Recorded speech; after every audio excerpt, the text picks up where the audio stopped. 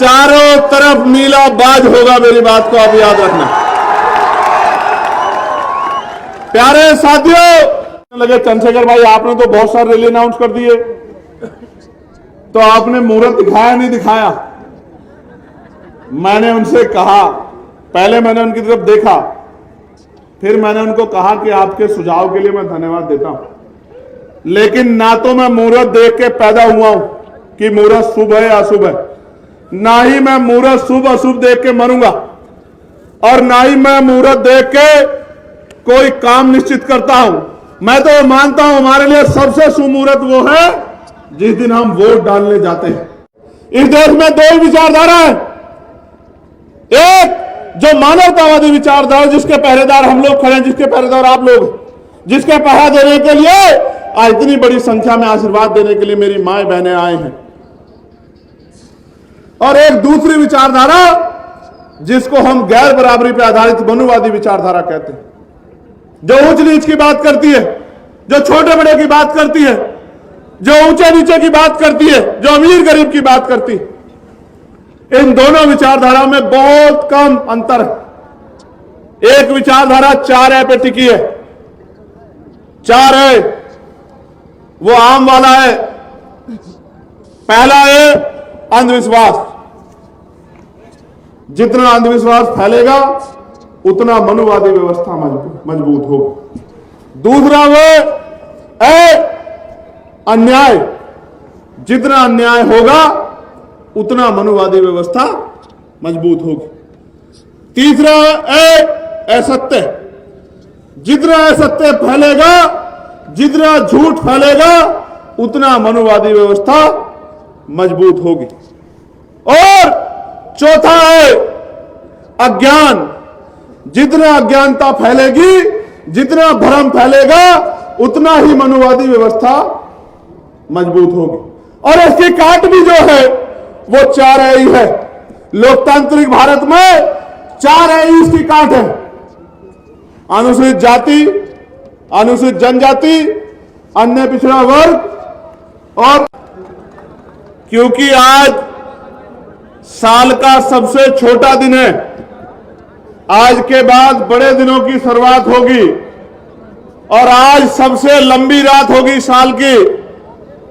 लेकिन मेरे साथियों, इस काली घनेरी रात से लंबी रात बहुत लंबे समय से हम कमजोर वर्गों के ऊपर मंडरा रही। मैं इस महत्वपूर्ण अवसर पर बहुजन समाज में जन्मे सभी संतों, गुरुओं और महान पुरुषों को नमन करता हूं। और मैं बार बार कहता हूं कि नमन करने के पीछे मेरा उद्देश्य अगर कोई है तो वो भक्ति का नहीं है।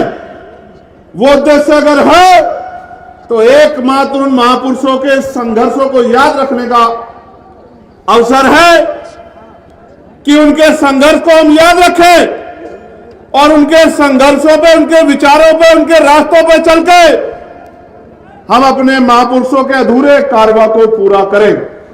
यह हमारे सामने चैलेंज भी है, चुनौती भी है, और हमारे ऊपर यह एक प्रश्न चिन्ह भी है कि जिस समाज में इतनी बड़ी जिसकी आबादी हो, इतनी संख्या में जिसके पास जनबल हो, अगर मनोबल वो बढ़ा ले तो वो दिन दूर नहीं कि लखनऊ से लेकर दिल्ली तक कमजोर वर्गों का राज होगा, और नीला कबूतर कोई होना हो,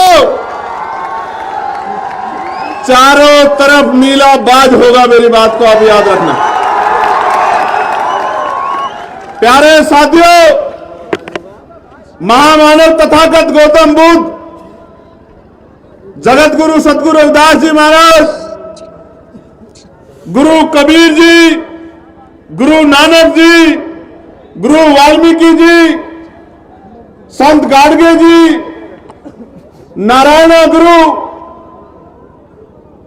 पेरियार रामास्वामी नायकर, पेरियार ललई यादव, राष्ट्रपिता ज्योतिबा फूले, मां सावित्रीबाई फूले, छत्रपति साहू जी महाराज, विश्वरत्न डॉक्टर बाबा साहब अंबेडकर, महामना रामसु वर्मा, चौधरी महाराज सिंह भारती, बाबू जगदेव प्रसाद कुशवाहा, जननायक कपूरी ठाकुर, मां अल्याबाई होलकर, मां अवंतिकाबाई लोधी, मां झलकारी बाई, मां फातिमा शेख, मां फूलन देवी, संतराम बीए प्रजापति जी, बाबू शिवदयाल चौरसिया जी, मान्यवर दीना भाना वाल्मीकि जी और मान्यवर साहब श्री काशीराम जी को श्रद्धा के सुमन अर्पित करता हूं। प्यारे साथियों, मैं एक बात अपनी बात को शुरू करने से पहले कहना चाहता हूं, और ये जो बात है ये संकल्प भी है। अगर मेरे खून का कतरा कतरा भी महापुरुषों के मिशन को पूरा करने के लिए या आपकी आंख का आंसू पूंछने के लिए लग जाएगा, तो मैं आज वचन देके इस पावन अवसर पे कहता हूं कि कभी मैं उस खून के कतरे की परवाह नहीं करूंगा। मेरी बात को आप याद रखना। लेकिन ये लोकतांत्रिक देश है, संवैधानिक देश है। यहां लाठी डंडे बंदूकों से आप हिंसा तो कर सकते हैं, लेकिन स्वाभिमान सम्मान का जीवन प्राप्त नहीं कर सकते। और हमें अपने महापुरुषों से सीखना पड़ेगा। अगर हमारे महापुरुष चाहते तो वो हिंसा का रास्ता इख्तियार कर लेते, लेकिन हिंसा हमारे महापुरुषों ने हमें नहीं सिखाई। हम संविधानवादी लोग, अगर हमें कोई कटु शब्द कहता है तो हम शब्दों के बाणों के आधार पर उसका जवाब देते हैं और तर्क के साथ जवाब देते हैं। आज का जो कार्यक्रम है ये मेरे लिए महत्वपूर्ण है, क्योंकि ये जो कार्यक्रम है और इसमें जो कमजोर वर्ग का नौजवान आया है, उस नौजवान को मैं संदेश देने के लिए आया। मेरे मंच पे इस तरफ मेरी बहनें, मुझसे बड़ी छोटी, बड़े अभिभावक, पार्टी के सामान्य नेतागण, ये सब लोग जिम्मेदार हैं, समझदार।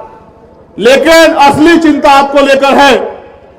असली चिंता आपको लेकर है कि अगर आप नौजवानों ने ये ऐसो आराम, अंधविश्वास, पाखंडवाद का जीवन छोड़ के समाज का नेतृत्व करने के लिए अब निर्णय नहीं लिया, संकल्प नहीं लिया, तो वो दिन दूर नहीं कि हम इस देश में पुनः गुलाम हो जाएंगे, जिस तरह के आज हालात बने हुए देश के अंदर। इसलिए मैं यहां से शुरू करूंगा, क्योंकि कार्यक्रम के संयोजक हमारा पाल समाज का परिवार है, जिनकी इच्छा थी कि मैं यहां आऊं, और आपने जो भाईचारा बनाकर संदेश देने का काम किया है, इससे शाम तक लखनऊ की नींद तो खराब होगी, लेकिन रात में नींद दिल्ली के लोगों को भी नहीं आएगी। मेरी बात को आप याद रखें। प्यारे साथियों, कमजोर वर्ग में जो पिछड़ा वर्ग है, यह राजनीतिक भाईचारा नहीं है। मैं आज के नौजवानों को बता देना चाहता हूं कि इस देश में समता, समानता, बंधुत्व, भाईचारे का जो आंदोलन नायकों के रूप में चलाया है, आज की जाति व्यवस्था में मैं बस आपको बताना चाहता हूं। आप घर जाके चिंतन मनन करना कि मैंने जो बात आपसे कही वो क्यों कही और आपको करना क्या है।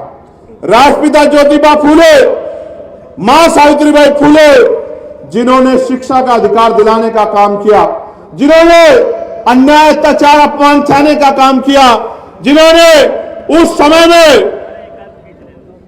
2 दर्जन के करीब स्कूल खोल के कमजोर वर्गों के बच्चों को, बेटियों को, बेटों को पढ़ाने का काम किया, वो राष्ट्रपिता ज्योतिबा फूले आज जाति व्यवस्था में पिछड़े वर्ग से आते हैं, जिनको हम सैनी कहते हैं, मौर्य कहते हैं, साक्य कहते हैं, कुशवाहा कहते हैं। ये पूरा एक वंश है, और ये राष्ट्रपिता ज्योतिबा फूले हमारे लिए बाबा साहब अंबेडकर से पहले हमारे नायक हैं, हमारे गुरु। उनके बाद आरक्षण के जो जनक हैं, जिन्होंने 1902 में आरक्षण पिछड़े वर्गों के लिए लागू किया, वो छत्रपति साहू जी महाराज, जिनको हम लोग कुर्मी वंश के रूप में जानते हैं, वो भी पिछड़े वर्ग के, आज की जाति व्यवस्था में पिछड़े वर्ग में आते हैं। उनके बाद जिन्होंने अंधविश्वास, पाखंडवाद पर चोट की, ईवी पेरियार, रामा नायकर स्वामी, आज का जो हमारा पाल बघेल समाज है वो इसी समाज के रूप में और हमारे नायक के रूप में चमक रहे हैं। पेरियार लाल यादव, बाबू जगदेव प्रसाद कुशवाहा, जननायक कर्पूरी ठाकुर, ये सब महापुरुष जिन्होंने हमें संघर्ष करना सिखाया, सामाजिक न्याय सिखाया, ये पिछड़े वर्ग के लोग हैं। और आप जानते हैं बाबा साहब अंबेडकर ने 3 महापुरुषों को अपना गुरु माना। किनको? महामानव तथागत बुद्ध को, गुरु कबीर को, और जिनको देखा नहीं, क्योंकि बाबा साहब 1891 में अवतरण हुआ उनका और 1990 में राष्ट्रपिता ज्योतिबा फूले यहां से परिनिर्वाण प्राप्त कर गए। जिनको देखा नहीं, उनके संघर्ष, उनके विचार और उनके तमाम तरह के जो कार्य उन्होंने किए उसके आधार पर उन्होंने गुरु माना। तो जिनको बाबा साहब ने गुरु माना वो हमारे गुरु हुए नहीं हुए? आप बताओ, दोनों हाथ उठा के बताओ, हुए नहीं हुए? बहुत अच्छी बात। मैं ये बात आपको इसलिए कह रहा हूं कि ये पिछड़ा वर्ग जो है ये हमारा परिवार है और अपने परिवार के साथ हमें मिलजुल के रहना है। किसी भी कीमत पे हमारा भाईचारा कमजोर नहीं पड़ना चाहिए। इसलिए बात मैंने आपके सामने रखी, क्योंकि समाज जातियों में बटा हुआ है, समाज धर्मों में बटा हुआ है, और क्योंकि हम जाति व्यवस्था में जब पैदा होते हैं तो मेरा चाचा भी मेरी जाति का, मेरा मामा भी मेरी जाति का, मेरी बुआ भी मेरी जाति की, मेरा फूफा भी मेरी जाति का, मेरा दादा भी मेरी जाति का, मेरी मौसी भी मेरी जाति की। ऐसे जाति व्यवस्था के मक्कड़ जाल में हम लोग पैदा होते हैं कि हम जाति को श्रेष्ठ मानते हैं। लेकिन इस देश का कड़वा सच ये है कि पहले वर्ण और फिर जातियां वो लोगों को कुचलने के लिए और ऊंच नीच की भावना को बढ़ाने के लिए इस देश में बनाई गई। एक ही प्रक्रिया से पैदा हुआ बच्चा जिसके माथे पे कुदरत ने कुछ नहीं लिख के भेजा, ना जाति, ना धर्म, ना वंश, उसको इतने भागों में बांट के व्यवस्था ने इस देश में कमजोर वर्गों के लोगों को हाशिए पर रखने का जो षड्यंत्र किया है उससे हमें खबरदार होना पड़ेगा। इस देश में 2 ही विचारधारा है, एक जो मानवतावादी विचारधारा जिसके पहरेदार हम लोग खड़े हैं, जिसके पहरेदार आप लोग, जिसके पहरा देने के लिए आज इतनी बड़ी संख्या में आशीर्वाद देने के लिए मेरी माए बहनें आए हैं, और एक दूसरी विचारधारा जिसको हम गैर बराबरी पर आधारित मनुवादी विचारधारा कहते हैं, जो ऊंच नीच की बात करती है, जो छोटे बड़े की बात करती है, जो ऊंचे नीचे की बात करती है, जो अमीर गरीब की बात करती है। इन दोनों विचारधाराओं में बहुत कम अंतर है। एक विचारधारा 4 पे टिकी है। 4 है वो आम वाला है। पहला है अंधविश्वास। जितना अंधविश्वास फैलेगा उतना मनुवादी व्यवस्था मजबूत होगी। दूसरा वो है अन्याय। जितना अन्याय होगा उतना मनुवादी व्यवस्था मजबूत होगी। तीसरा है असत्य। जितना असत्य फैलेगा, जितना झूठ फैलेगा उतना मनुवादी व्यवस्था मजबूत होगी। और चौथा है अज्ञान। जितना अज्ञानता फैलेगी, जितना भ्रम फैलेगा उतना ही मनुवादी व्यवस्था मजबूत होगी। और इसकी काट भी जो है वो 4 ही है। लोकतांत्रिक भारत में 4 ही इसकी काट है। अनुसूचित जाति, अनुसूचित जनजाति, अन्य पिछड़ा वर्ग और अल्पसंख्यक समाज, यानी कि SC, ST, OBC और माइनॉरिटी वर्ग के लोग अगर भाईचारा बना ले तो मैं लिख के देता हूं।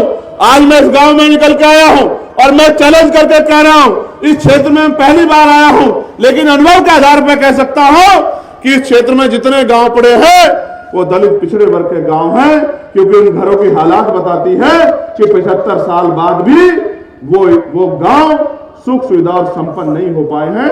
ये मैंने अपनी आंखों से देखा। अगर कोई घर सामने सड़क पे घर बन गया है तो पलस्तर नहीं है, दरवाजे नहीं है, घर के आंगन में जो व्यवस्था है वो खुद बताती है कि इस परिवार का आदमी सुबह कमाने जाता है, तब शाम के टाइम बच्चों के पेट में रोटी और उनके लिए व्यवस्था होती है। ये किसकी देन है? क्या ये देश गरीब है? नहीं। मैं लोकसभा का सदस्य हूं, मैं लोकसभा में बैठ के हर एक चीज पे ध्यान देता हूं। देश गरीब नहीं है, लेकिन इस देश का धन, इस देश की संपत्ति, इस देश की जमीन चंद मुट्ठी भर लोगों के हाथ में। जब तक धन धरती राजपाट का बराबर बराबर बंटवारा नहीं होगा, तब तक इस देश में सामाजिक न्याय नहीं हो सकता है। मेरी बात को आप याद रखना। देश आजाद हुआ 15 अगस्त 1947 को, गौर करो। देश आजाद हुआ कब? जोर से बताओ, जोर से बताओ। आजादी की आवाज मजबूत आनी चाहिए। कब आजाद हुआ? अभी भी नहीं आई, बहुत कमजोर हो तुम लोग। Good good. देश आजाद हुआ 15 अगस्त 1947 को। संविधान तैयार हुआ 26 नवंबर 1949 को, और संविधान लागू हुआ 26 जनवरी 1950 को। कब लागू हुआ? जोर से बताओ, कब लागू हुआ? असली आजादी कब आई? जब संविधान लागू हुआ और संविधान ने सुनिश्चित किया कि इस देश में कोई भी छोटा बड़ा नहीं, किसी को भी जाति के आधार पे, धर्म के आधार पे, स्थान के आधार पे भेदभाव का शिकार नहीं किया जा सकता। अवसर की समता होगी, लोकतांत्रिक व्यवस्था होगी, वोट का अधिकार होगा, और इस वोट के अधिकार के जरिए आप अपने बीच के व्यक्ति को ताकत में ला सकते हो। अब मैं दो चीजों पे आज मुझे आपसे बात करनी। अभी हमारे यहां एसआईआर हो रहा है। एसआईआर पे डिबेट हुई, पता नहीं आप सब लोगों ने सुनी, लेकिन अगली 5 मिनट में मैं आपको एहसास कराना चाहता हूं कि इस देश में कुछ भी मांगने से नहीं मिला। हर एक चीज के लिए हमें संघर्ष करना पड़ा, छीनना पड़ा। प्यारे भाइयों बहनों और मेरे बहुजन समाज के पहरेदारों, मैं आपको याद दिलाता हूं 1919 की। 1919 में से पहले इस देश में 3% लोग वोट देते थे। कितने परसेंट लोग? जोर से बोल के बताया करो, कितने परसेंट लोग? बहुत अच्छी बात। फिर मॉन्टेगो चेमफोर्ड सुधार समिति आई, सुधार हुआ, और सुधार में तय हुआ कि वोट देने का अधिकार उनके पास होना चाहिए जो टैक्स देते हैं। क्या देते हैं? वोट देने का अधिकार उनके पास होना चाहिए जिनके पास बहुत सारी जमीन है, जो जमींदार। फिर और सुधार हुआ, बहुत सारे लोगों को और उनको भी ऐड करना चाहिए जिनके पास बिजनेस है, व्यापार है, बहुत सारी धन संपत्ति है। और लोग जुड़े, ऐसे लोगों को भी जो राजा महाराजाओं के परिवार के हैं, ऐसे लोगों को भी वोटों में ऐड करना चाहिए। फिर और लोग जुड़े जो बहुत पढ़े लिखे। वोटों की संख्या बढ़ के हो गई 15%। और मैं आपकी जानकारी के लिए बताना चाहता हूं, इस देश में जब इस देश की संख्या, भारत अंग्रेजों के गुलाम था, 30 करोड़ से ज्यादा थी, तब यहां 80 लाख लोग वोट करते थे। सुधार होने के बाद जब बाबा साहब अंबेडकर ने इस बात को देखा, उन्होंने इस बात पर आपत्ति दर्ज कराई और पहली बार बहिष्कार हितकारिणी महासभा के जरिए अपना मेमोरेंडम दिया कि हमारे देश में लोकतंत्र नहीं है, हम गुलामों के गुलाम है, कमजोर वर्ग के लोग, इसलिए वोटिंग राइट सबको मिलना चाहिए। फिर गोलमेज कॉन्फ्रेंस हुई, राउंड टेबल कॉन्फ्रेंस, और बाबा साहब अंबेडकर ने तर्क के आधार पर अंग्रेजों के सामने इस बात को साबित किया कि जब तक अंतिम बालिग व्यक्ति को वोट का अधिकार नहीं मिलेगा, तब तक इस देश में लोकतंत्र फल फूल नहीं सकता है, तब तक लोकतंत्र स्थायी नहीं हो सकता है। मुट्ठी भर पैसे वाले लोग, मुट्ठी भर जमीन वाले लोग, मुट्ठी भर धन संपत्ति वाले लोग राज करेंगे और बाकी लोग उनके अंदर में काम करेंगे, तो कभी लोकतंत्र सफल नहीं हो पाएगा। इसके बाद क्या परिवर्तन हुआ आपको पता है? इसके बाद यह परिवर्तन हुआ कि कमजोर वर्गों को वोट का अधिकार मिला। मैं आपको और जानकारी देता हूं, उन 80 लाख वोटर में एक भी महिला नहीं थी, किसी भी धर्म की, किसी भी जाति की। उन 80 लाख लोगों में सिर्फ पुरुष थे, और पुरुष भी सामान्य जाति के थे, और सामान्य जाति में भी जो संपन्न थे, उन संपन्न जाति के, सामान्य जाति के लोग वोट करते थे। आप महसूस करके देखो, अमीर अगर वोट करेगा तो गरीब को करेगा या अमीर को करेगा? बताओ आप मुझे, किसे करेगा? गरीब को अमीर वोट कर सकता है? इसलिए बाबा साहब ने कहा कि अंतिम व्यक्ति को वोट का अधिकार मिलना चाहिए और बाबा साहब अंबेडकर की सिफारिशों पे इस देश के करोड़ों दलितों, पिछड़ों, आदिवासियों, महिलाओं और जो अन्य धार्मिक अल्पसंख्यक हैं वो भी, उन सबको, जिनमें जैन हैं, सिख हैं, बौद्ध हैं, मुसलमान हैं, सबको वोटिंग राइट मिलने का काम हुआ। और ये 22 देश संविधान की देन है कि नेहरू जी की बिटिया इंदिरा गांधी जी देश की प्राइम मिनिस्टर बनी, सुचित्रा कृपलानी उत्तर प्रदेश की पहली मुख्यमंत्री बनी, आदरणीय बहन जी कमजोर वर्गों की तरफ से मुख्यमंत्री बनी। ये अगर किसी तरह संभव हुआ है तो ये बाबा साहब अंबेडकर के संविधान में जो वोट का अधिकार है उसकी वजह से संभव हुआ। और बताता हूं आपको, क्योंकि आज ज्ञान का जो सागर है उसको आपके बीच तक लेके आना। इन सब चीजों में ये जो वोटिंग राइट मिला, ये पहले 21 साल के लोगों के लिए था, फिर इसमें परिवर्तन हुआ, 18 साल के व्यक्ति को वोटिंग राइट मिला। तो आपको वोटिंग राइट कहां से मिला, पता लगा आपको? किसने दिलाया आपको वोटिंग राइट? किसने दिलाया?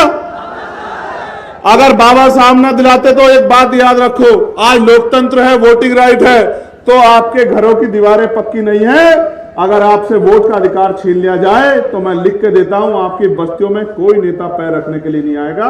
आज मेरी बात को आप एफिडेविट लेके लिख लो।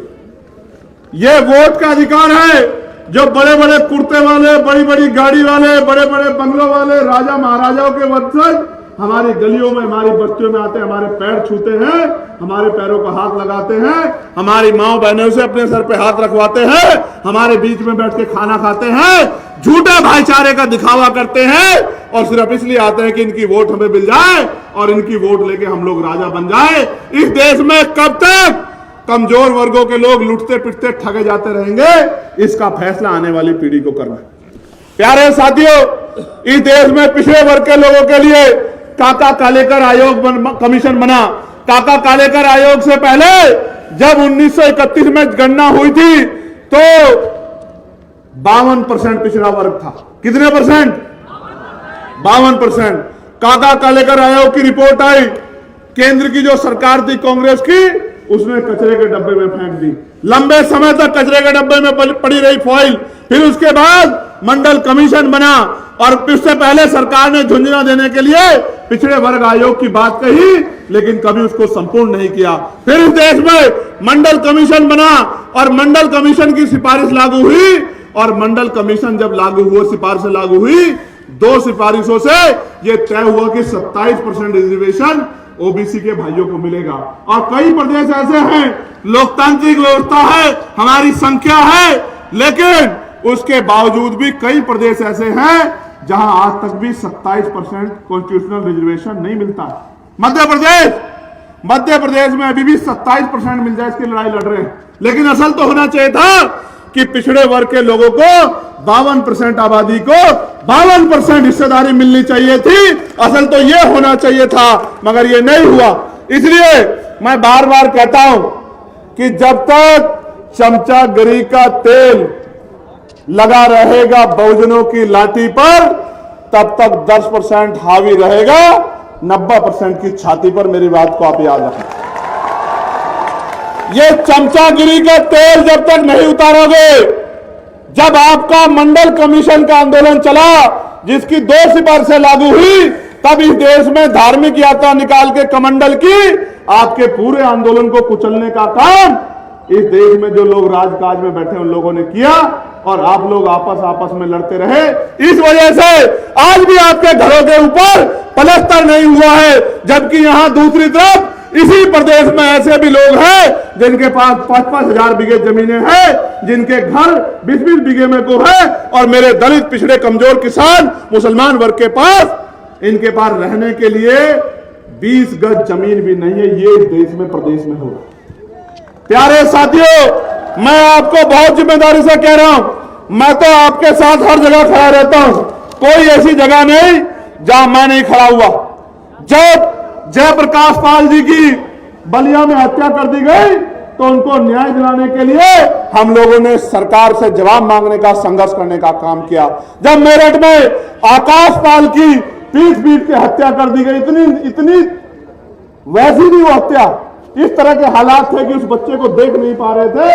जब वो हत्या कर दी गई बांध के मार के, तो अकेले चंद्रशेखर और हमारे साथी खड़े थे, लड़ाई लड़ रहे थे। और जिन नेताओं को वोट देके आपने गद्दियों बिठाया, वो घर में बिस्तर तान के सो रहे थे।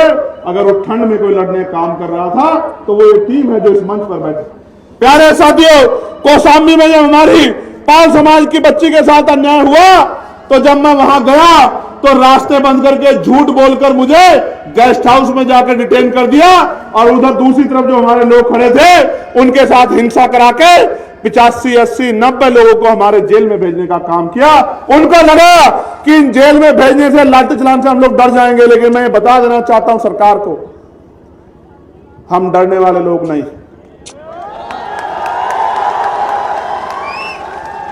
जीवन एक बार है, एक बार आदमी पैदा होता है, एक बार मरता है। ना 2 बार आदमी पैदा होता है, ना 2 बार मरता है। और मैं फिर कह रहा हूं, हमने तय कर लिया है कि मौत कल की आती आज आ जाए, हम अपने लोगों को अधिकारों के बिना रहने नहीं देंगे। मेरी बात को आप याद रखना। प्यारे साथियों, मुझसे एक मीडिया के साथी ने आके कहा कि चंद्रशेखर भाई, इतनी बड़ी रैली है, एक टीवी चैनल नहीं आया। मैंने उनसे कहा, टीवी चैनल वाले भाई, ज्यादातर लोग पैसा लेके काम करते हैं, क्योंकि उन्होंने बड़े बड़े ऑफिस बना रखे हैं, बड़े बड़े स्टाफ रख रखे हैं। हम लोगों के पास देने को पैसे नहीं है, इसलिए वो हमारी रैलियों कवर नहीं करने आते। तो मैं बहुजन मीडिया के एक एक साथी का बहुत बहुत धन्यवाद करूंगा, जो वहां अपना काम छोड़ के आए हैं और हमारे आंदोलन को मजबूत करने का काम कर रहे हैं। और मैं ये जो हमारे सोशल मीडिया के बहादुर शेर बैठे हैं, इनको भी बहुत बहुत धन्यवाद करता हूं। कब तक छिपाओगे, कब तक दबाओगे, कब तक रास्ते में बाधा बनोगे? एक दिन आएगा कि इस बेड़ियों को काटकर भी हम अपने रास्ते पर निकल जाएंगे। मेरी बात को आप याद रखना। प्यारे साथियों, मुझे जब मैं आ रहा था, एक सज्जन मिले, लगे चंद्रशेखर भाई आपने तो बहुत सारे रैली अनाउंस कर दिए, तो आपने मुहूर्त दिखाया नहीं दिखाया।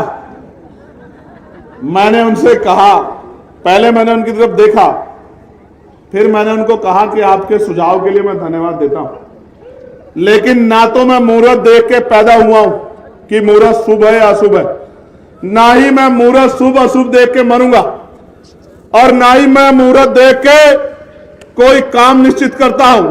मैं तो मानता हूं हमारे लिए सबसे शुभ मुहूर्त वो है जिस दिन हम वोट डालने जाते हैं और हम अपने फैसले को निर्धारण करने के लिए जाते हैं कि हम किसको ताकत देने जा रहे हैं। मैं आपको भी कह रहा हूं, एक सवाल यहां आया था कि चंद्रशेखर भाई लोग तो बहुत आते हैं लेकिन वोट नहीं मिलता। मैं आपसे पूछना चाहता हूं, क्या हमारे काम में कोई कमी है? नहीं, दोनों हाथ उठा के बताओ। क्या अभी भी हमें कोई परीक्षा देनी बाकी है? अगर ताकत बनेगी तो क्या बदलाव होगा पता है आपको? मैं बताता हूं क्या बदलाव होगा। ताकत बनेगी तो 69,000 शिक्षक भर्ती में जो घोटाला हुआ है, वो घोटाला किसी भी कीमत पे नहीं होगा। मेरी बात को आप याद रखें। ताकत बनेगी तो जो लेखपाल भर्ती में 700 से ज्यादा सीटों का घोटाला करने का काम सरकार ने किया है, वो घोटाला करने की हिम्मत सरकार नहीं जुटा पाएगी। ताकत बनेगी तो पढ़ा लिखा नौजवान बेरोजगार नहीं घूमेगा। ताकत बनेगी तो महिलाओं को घर पे रोजगार मिलेगा। ताकत बनेगी तो बहनों के लिए अच्छे कॉलेज, अच्छे डिग्री कॉलेज, अच्छे स्कूल बनेंगे। ताकत बनेगी तो अच्छे हॉस्पिटल बनेंगे। ताकत बनेगी तो अच्छे स्पोर्ट कॉलेज बनेंगे। ताकत बनेगी तो उद्योग धंधे लगेंगे। ताकत बनेगी तो लोन मिलेगा। ताकत बनेगी तो बैकलॉग भरा जाएगा। ताकत मिलेगी तो निजी क्षेत्रों में आरक्षण की व्यवस्था लागू कराने का काम करेंगे हम लोग। मेरी बात को आप याद रखना। फिर कह रहा हूं, कान खोल के सुन लो, निजी क्षेत्रों में 98% प्राइवेट सेक्टर में आरक्षण व्यवस्था लागू कराने का हम लोग काम करेंगे। मेरी बात को याद कर रखना। और उसके बाद आप देखना क्या होगा। पाल, प्रजापति, कश्यप, मौर्य, सेन, कुशवाहा, बिंद, राजभर, केवट, मल्ला, विश्वकर्मा, यादव, जाटव, जाट, गुर्जर, तमाम लोधी, तमाम जो पिछड़े वर्ग की जातियां हैं, नुनिया, चौहान, राजभर, तमाम पिछड़े वर्ग के जो बच्चे हमारे, उन सबको नौकरी रोजगार करने का मौका मिलेगा। जब उनके जेब में पैसे आएंगे तभी वो अपनी माओ के आंसू पूछ पाएंगे, वरना इस देश में कब तक भूखे प्यासे रहकर आप लोग अन्याय अत्याचार सहते रहोगे। प्यारे भाइयों, आपने भाईचारा सम्मेलन रखा है, भाईचारा सम्मेलन तो सफल बना दिया है। भाईचारा बनाओगे नहीं बनाओगे बताओ, जोर से बताओ, बनाओगे नहीं बनाओगे? भाईचारा बनेगा तो क्या होगा पता है? भाईचारा बनेगा तो राज आएगा, और राज आएगा तो स्वाभिमान सम्मान का जीवन लेके आएगा। मेरी बात को आप याद रखना। मैं तो एक गरीब परिवार में जन्मा। मेरी मां दूसरों के खेत से घास लेके आती थी। मैं स्कूल से आता था, उस घास की गठरी को पकड़ के लेके आता था कि अपनी मां का बोझ थोड़ा सा कम कर सकूं। और मेरी मां इसलिए घास लेके आती थी कि दूध बेच के वो कुछ पैसे जुटा सके और हमारी जरूरतें पूरी कर सके। आज भी हमारी माएं बहनें बहुत बड़े पैमाने पे खेत ना होते भी खेतों में जाके घास लाके दूध बेच के अपने घर को चलाने का काम करती। मैं ऐसी मातृशक्ति को जय भीम करता हूं। मैं उस मातृशक्ति की हिम्मत को दाद देता हूं, लेकिन मैं अपनी मां बहनों से कहना चाहता हूं, वो दिन दूर नहीं कि किसी के खेत में मेरी मां बहनों को जाने की जरूरत नहीं पड़ेगी। राजकाज आएगा तो इस सारी सरकारी जमीन का बंटवारा करके गरीबों में बांटने का काम करेंगे हम लोग, याद रखें। मैं फिर कह रहा हूं, भले ही आपके पास नहीं आता हूं, भले ही आपके घरों तक नहीं पहुंचता हूं, भले ही आपसे हाथ नहीं मिला पाता हूं, लेकिन वचन देके कहता हूं, अगर आंदोलन आगे बढ़ता रहा और आपने सहयोग आशीर्वाद वोट के रूप में दिया तो वो दिन दूर नहीं कि हर घर में चंद्रशेखर काम के रूप में आएगा, आजाद समाज पार्टी काम के रूप में आएगी।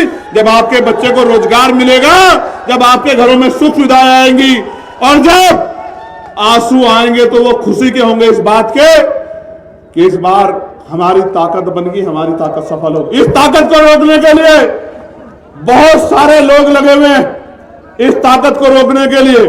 और वो ताकत मेरी नहीं रोकना चाहते, वो किसकी ताकत रोकना चाहते हैं? वो आपकी ताकत रोकना चाहते हैं, वो आपको कमजोर करना चाहते हैं।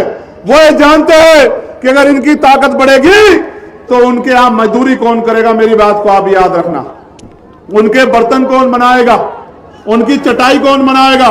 उनके खेतों में काम कौन करेगा? तमाम तरह के जो उनके अपमान का जो काम करना पड़ता है वो कौन करेगा? उनके सफाई का काम कौन करेगा? सीवर में कौन उतरेगा? मैला कौन उठाएगा?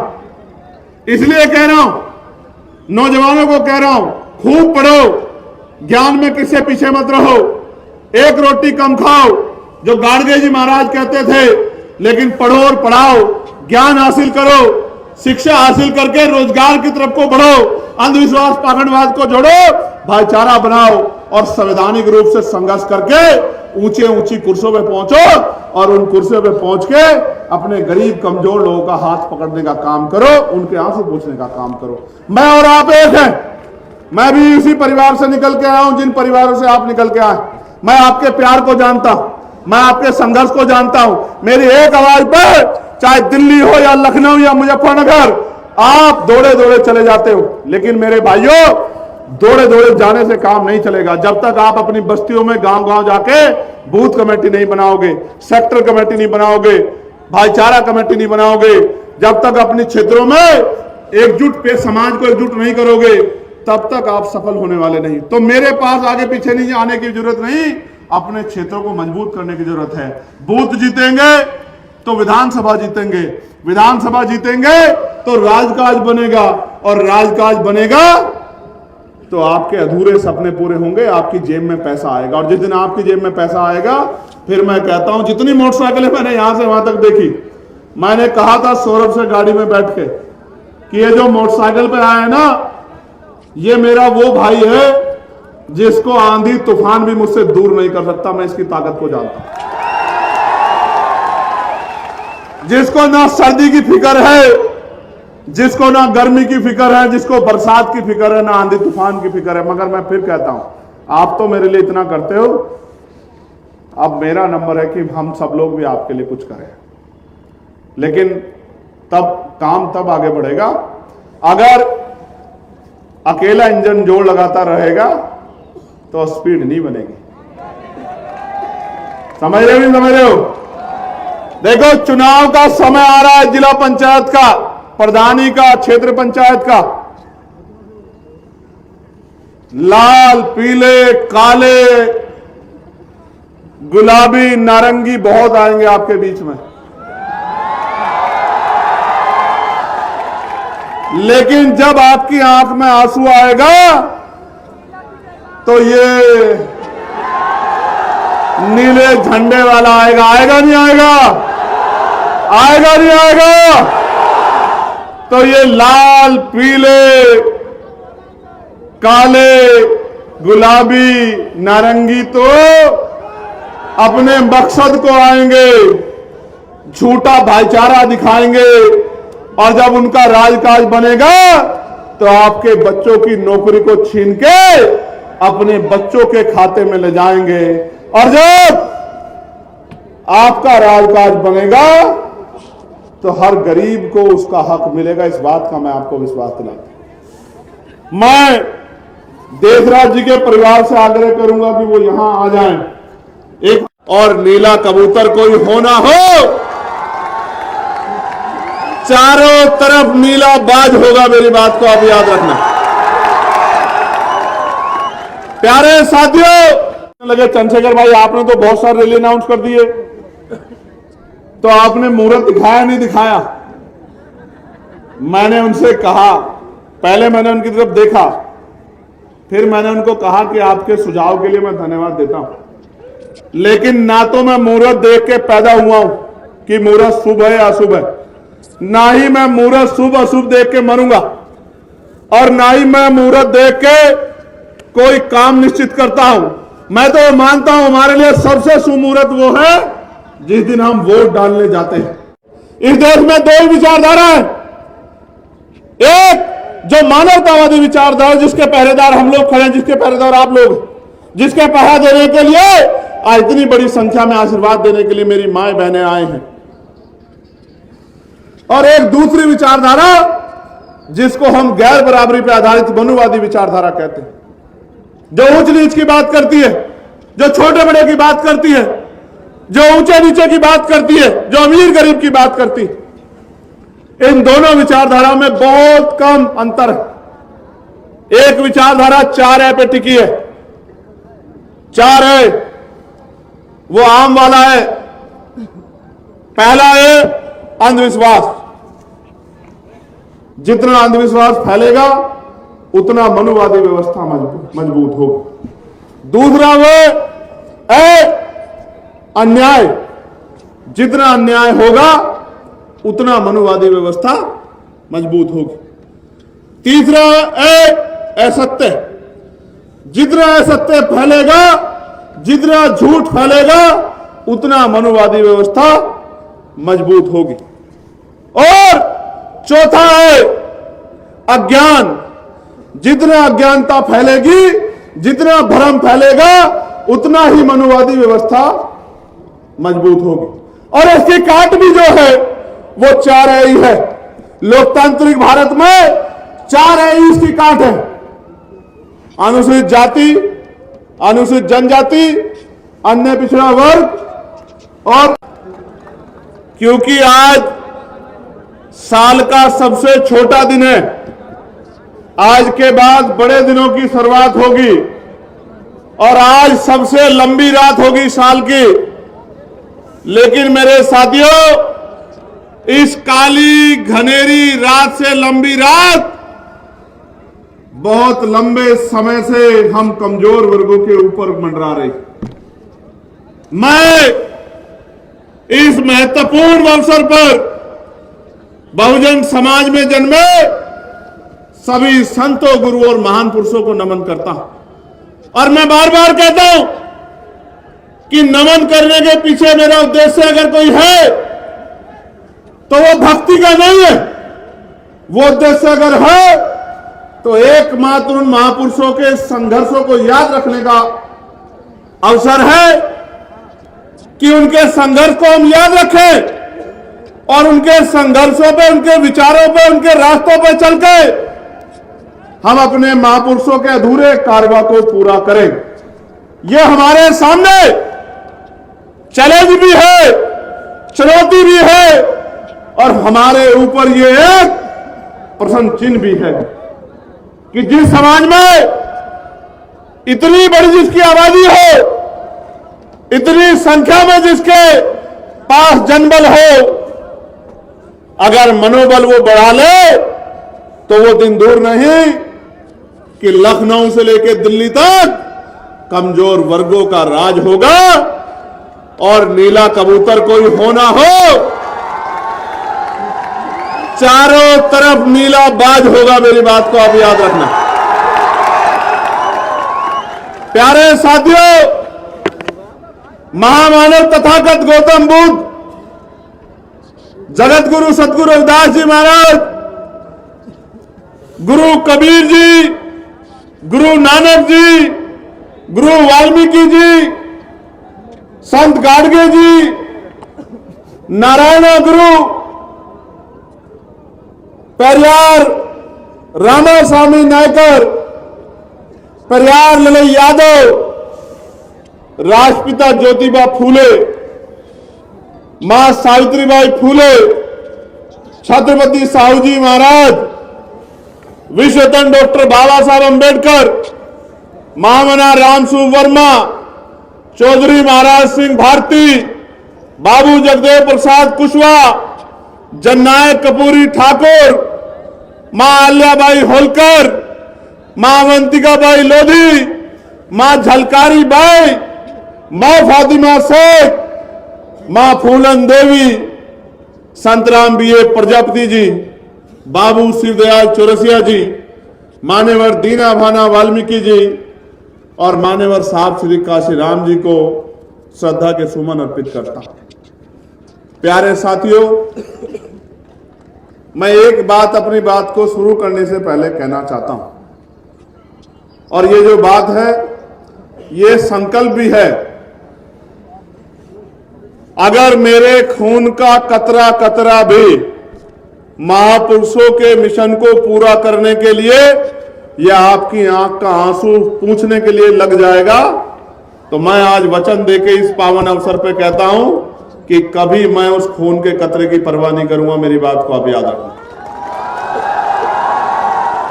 लेकिन ये लोकतांत्रिक देश है, संवैधानिक देश है, यहां लाठी डंडे बंदूकों से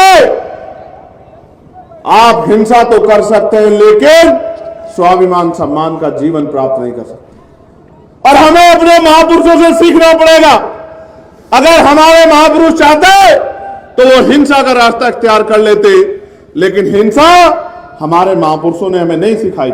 हम संविधानवादी लोग, अगर हमें कोई कटु शब्द कहता है तो हम शब्दों के बाणों के आधार पर उसका जवाब देते हैं और तर्क के साथ जवाब देते हैं। आज का जो कार्यक्रम है ये मेरे लिए महत्वपूर्ण है क्योंकि ये जो कार्यक्रम है और इसमें जो कमजोर वर्ग का नौजवान आया है उस नौजवान को मैं संदेश देने के लिए आया। मेरे मंच पे इस तरफ मेरी बहनें, मुझसे बड़ी छोटी, बड़े अभिभावक, पार्टी के सम्मानित नेतागण, ये सब लोग जिम्मेदार हैं, समझदार। लेकिन असली चिंता आपको लेकर है, असली चिंता आपको लेकर है कि अगर आप नौजवानों ने ये ऐसो आराम, अंधविश्वास, पाखंडवाद का जीवन छोड़ के समाज का नेतृत्व करने के लिए अब निर्णय नहीं लिया, संकल्प नहीं लिया, तो वो दिन दूर नहीं कि हम इस देश में पुनः गुलाम हो जाएंगे जिस तरह के आज हालात बने हुए देश के अंदर। इसलिए मैं यहां से शुरू करूंगा क्योंकि कार्यक्रम के संयोजक हमारा पाल समाज का परिवार है जिनकी इच्छा थी कि मैं यहां आऊं और आपने जो भाईचारा बनाकर संदेश देने का काम किया है, इससे शाम तक लखनऊ की नींद तो खराब होगी लेकिन रात में नींद दिल्ली के लोगों को भी नहीं आएगी। मेरी बात को आप याद रखें। प्यारे साथियों, कमजोरों वर्ग में जो पिछड़ा वर्ग है, ये राजनीतिक भाईचारा नहीं है। मैं आज के नौजवानों को बता देना चाहता हूं कि इस देश में समता, समानता, बंधुत्व, भाईचारे का जो आंदोलन नायकों के रूप में चलाया है, आज की जाति व्यवस्था में मैं बस आपको बताना चाहता हूं, आप घर जाकर चिंतन मनन करना कि मैंने जो बात आपसे कही वो क्यों कही और आपको करना क्या है। राष्ट्रपिता ज्योतिबा फूले, मां सावित्रीबाई फूले, जिन्होंने शिक्षा का अधिकार दिलाने का काम किया, जिन्होंने अन्याय, अत्याचार, अपमान सहने का काम किया, जिन्होंने उस समय में 2 दर्जन के करीब स्कूल खोल के कमजोर वर्गों के बच्चों को, बेटियों को, बेटों को पढ़ाने का काम किया, वो राष्ट्रपिता ज्योतिबा फूले आज जाति व्यवस्था में पिछड़े वर्ग से आते हैं, जिनको हम सैनी कहते हैं, मौर्य कहते हैं, शाक्य कहते हैं, कुशवा कहते हैं। ये पूरा एक वंश है और ये राष्ट्रपिता ज्योतिबा फूले हमारे लिए बाबा साहब अंबेडकर से पहले हमारे नायक है, हमारे गुरु। उनके बाद आरक्षण के जो जनक हैं, जिन्होंने 1902 में आरक्षण पिछड़े वर्गों के लिए लागू किया, वो छत्रपति साहू जी महाराज, जिनको हम लोग कुर्मी वंश के रूप में जानते हैं, वो भी पिछड़े वर्ग के आज की जाति व्यवस्था में पिछड़े वर्ग में आते हैं। उनके बाद जिन्होंने अंधविश्वास, पाखंडवाद पर चोट की, ईवी पेरियार, रामा नायकर स्वामी, आज का जो हमारा पाल बघेल समाज है, वो इसी समाज के रूप में और हमारे नायक के रूप में चमक रहे हैं। पेरियार ललन यादव, बाबू जगदेव प्रसाद कुशवाहा, जननायक कपूरी ठाकुर, ये सब महापुरुष जिन्होंने हमें संघर्ष करना सिखाया, सामाजिक न्याय सिखाया, ये पिछड़े वर्ग के लोग हैं। और आप जानते हैं बाबा साहब अंबेडकर ने 3 महापुरुषों को अपना गुरु माना। किनको? महामानव तथागत बुद्ध को, गुरु कबीर को, और जिनको देखा नहीं, क्योंकि बाबा साहब 1891 में अवतरण हुआ उनका, और 1990 में राष्ट्रपिता ज्योतिबा फूले यहां से परिनिर्वाण प्राप्त कर गए। जिनको देखा नहीं, उनके संघर्ष, उनके विचार और उनके तमाम तरह के जो कार्य उन्होंने किए, उसके आधार पर उन्होंने गुरु माना। तो जिनको बाबा साहब ने गुरु माना, वो हमारे गुरु हुए नहीं हुए? आप बताओ, दोनों हाथ उठा बताओ, हुए नहीं हुए? बहुत अच्छी बात। मैं ये बात आपको इसलिए कह रहा हूं कि ये पिछड़ा वर्ग जो है, ये हमारा परिवार है और अपने परिवार के साथ हमें मिलजुल के रहना है। किसी भी कीमत पे हमारा भाईचारा कमजोर नहीं पड़ना चाहिए। इसलिए बात मैंने आपके सामने रखी, क्योंकि समाज जातियों में बटा हुआ है, समाज धर्मों में बटा हुआ है, और क्योंकि हम जाति व्यवस्था में जब पैदा होते हैं तो मेरा चाचा भी मेरी जाति का, मेरा मामा भी मेरी जाति का, मेरी बुआ भी मेरी जाति की, मेरा फूफा भी मेरी जाति का, मेरा दादा भी मेरी जाति का, मेरी मौसी भी मेरी जाति की। ऐसे जाति व्यवस्था के मक्कड़ जाल में हम लोग पैदा होते हैं कि हम जाति को श्रेष्ठ मानते हैं। लेकिन इस देश का कड़वा सच ये है कि पहले वर्ण और फिर जातियां वो लोगों को कुचलने के लिए और ऊंच नीच की भावना को बढ़ाने के लिए इस देश में बनाई गई। एक ही प्रक्रिया से पैदा हुआ बच्चा, जिसके माथे पे कुदरत ने कुछ नहीं लिख के भेजा, ना जाति, ना धर्म, ना वंश, उसको इतने भागों में बांट के व्यवस्था ने इस देश में कमजोर वर्गों के लोगों को हाशिए पर रखने का जो षड्यंत्र किया है, उससे हमें खबरदार होना पड़ेगा। इस देश में 2 ही विचारधारा है। एक जो मानवतावादी विचारधारा, जिसके पहरेदार हम लोग खड़े हैं, जिसके पहरेदार आप लोग, जिसके पहरा देने के लिए आज इतनी बड़ी संख्या में आशीर्वाद देने के लिए मेरी माए बहनें आए हैं। और एक दूसरी विचारधारा जिसको हम गैर बराबरी पर आधारित मनुवादी विचारधारा कहते हैं, जो ऊंच नीच की बात करती है, जो छोटे बड़े की बात करती है, जो ऊंचे नीचे की बात करती है, जो अमीर गरीब की बात करती है। इन दोनों विचारधाराओं में बहुत कम अंतर है। एक विचारधारा 4 है पे टिकी है। 4 है वो आम वाला है। पहला है अंधविश्वास। जितना अंधविश्वास फैलेगा उतना मनुवादी व्यवस्था मजबूत होगी। दूसरा वो है अन्याय। जितना अन्याय होगा उतना मनुवादी व्यवस्था मजबूत होगी। तीसरा असत्य। जितना असत्य फैलेगा, जितना झूठ फैलेगा, उतना मनुवादी व्यवस्था मजबूत होगी। और चौथा है अज्ञान। जितना अज्ञानता फैलेगी, जितना भ्रम फैलेगा, उतना ही मनुवादी व्यवस्था मजबूत होगी। और इसकी काट भी जो है वो 4 ही है। लोकतांत्रिक भारत में 4 इसकी काट है। अनुसूचित जाति, अनुसूचित जनजाति, अन्य पिछड़ा वर्ग और अल्पसंख्यक समाज, यानी कि SC, ST, OBC और माइनॉरिटी वर्ग के लोग अगर भाईचारा बना ले तो मैं लिख के देता हूं। आज मैं इस गांव में निकल के आया हूं और मैं चैलेंज करके कह रहा हूं, इस क्षेत्र में पहली बार आया हूं, लेकिन अनुभव के आधार पर कह सकता हूं कि इस क्षेत्र में जितने गांव पड़े हैं वो दलित पिछड़े वर्ग के गांव हैं, क्योंकि उन घरों की हालात बताती है कि 75 साल बाद भी वो गांव सुख सुविधा और संपन्न नहीं हो पाए हैं। ये मैंने अपनी आंखों से देखा।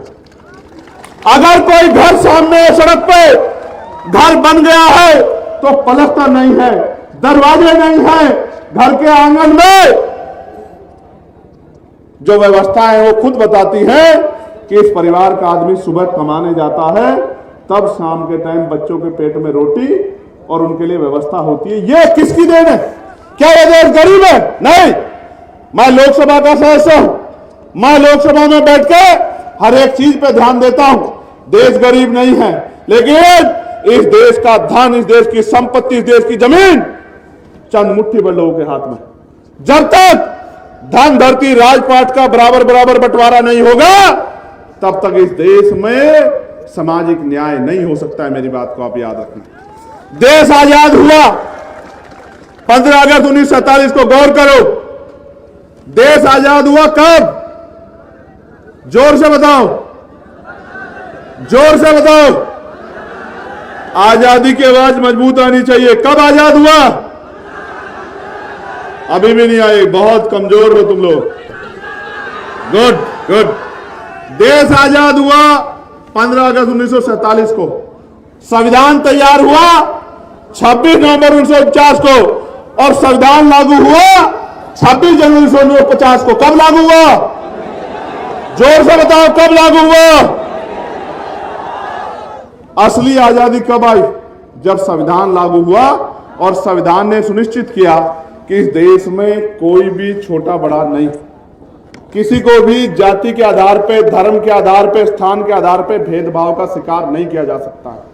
अवसर की समता होगी, लोकतांत्रिक व्यवस्था होगी, वोट का अधिकार होगा और इस वोट के अधिकार के जरिए आप अपने बीच के व्यक्ति को ताकत में ला सकते हो। अब मैं 2 चीजों पे आज मुझे आपसे बात करनी। अभी हमारे यहां SIR हो रहा है।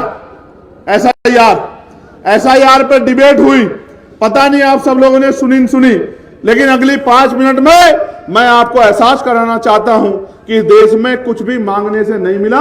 हर एक चीज के लिए हमें संघर्ष करना पड़ा, छीनना पड़ा। प्यारे भाइयों बहनों और मेरे बहुजन समाज के पहरेदारों, मैं आपको याद दिलाता हूं 1919 की। 1919 में से पहले इस देश में 3% लोग वोट देते थे। कितने परसेंट लोग? जोर से बोल के बताया करो, कितने परसेंट लोग? बहुत अच्छी बात। फिर मॉन्टेगो चेमफोर्ड सुधार समिति आई, सुधार हुआ और सुधार में तय हुआ कि वोट देने का अधिकार उनके पास होना चाहिए जो टैक्स देते हैं। क्या देते हैं? वोट देने का अधिकार उनके पास होना चाहिए जिनके पास बहुत सारी जमीन है, जो जमींदार। फिर और सुधार हुआ, बहुत सारे लोगों को और उनको भी ऐड करना चाहिए जिनके पास बिजनेस है, व्यापार है, बहुत सारी धन संपत्ति है। और लोग जुड़े, ऐसे लोगों को भी जो राजा महाराजाओं के परिवार के हैं, ऐसे लोगों को भी वोटों में ऐड करना चाहिए। फिर और लोग जुड़े जो बहुत पढ़े लिखे। वोटों की संख्या बढ़ के हो गई 15%। और मैं आपकी जानकारी के लिए बताना चाहता हूं, इस देश में जब इस देश की संख्या, भारत अंग्रेजों के गुलाम था, 30 करोड़ से ज्यादा थी, तब यहां 80 लाख लोग वोट करते थे। सुधार होने के बाद जब बाबा साहब अंबेडकर ने इस बात को देखा, उन्होंने इस बात पर आपत्ति दर्ज कराई और पहली बार बहिष्कार हितकारिणी महासभा के जरिए अपना मेमोरेंडम दिया कि हमारे देश में लोकतंत्र नहीं है, हम गुलामों के गुलाम है, कमजोर वर्ग के लोग, इसलिए वोटिंग राइट सबको मिलना चाहिए। फिर गोलमेज कॉन्फ्रेंस हुई, राउंड टेबल कॉन्फ्रेंस, और बाबा साहब अंबेडकर ने तर्क के आधार पर अंग्रेजों के सामने इस बात को साबित किया कि जब तक अंतिम बालिग व्यक्ति को वोट का अधिकार नहीं मिलेगा तब तक इस देश में लोकतंत्र फल फूल नहीं सकता है, तब तक लोकतंत्र स्थायी नहीं हो सकता है। मुट्ठी भर पैसे वाले लोग, मुट्ठी भर जमीन वाले लोग, मुट्ठी भर धन संपत्ति वाले लोग राज करेंगे और बाकी लोग उनके अंदर में काम करेंगे तो कभी लोकतंत्र सफल नहीं हो पाएगा। इसके बाद क्या परिवर्तन हुआ आपको पता है?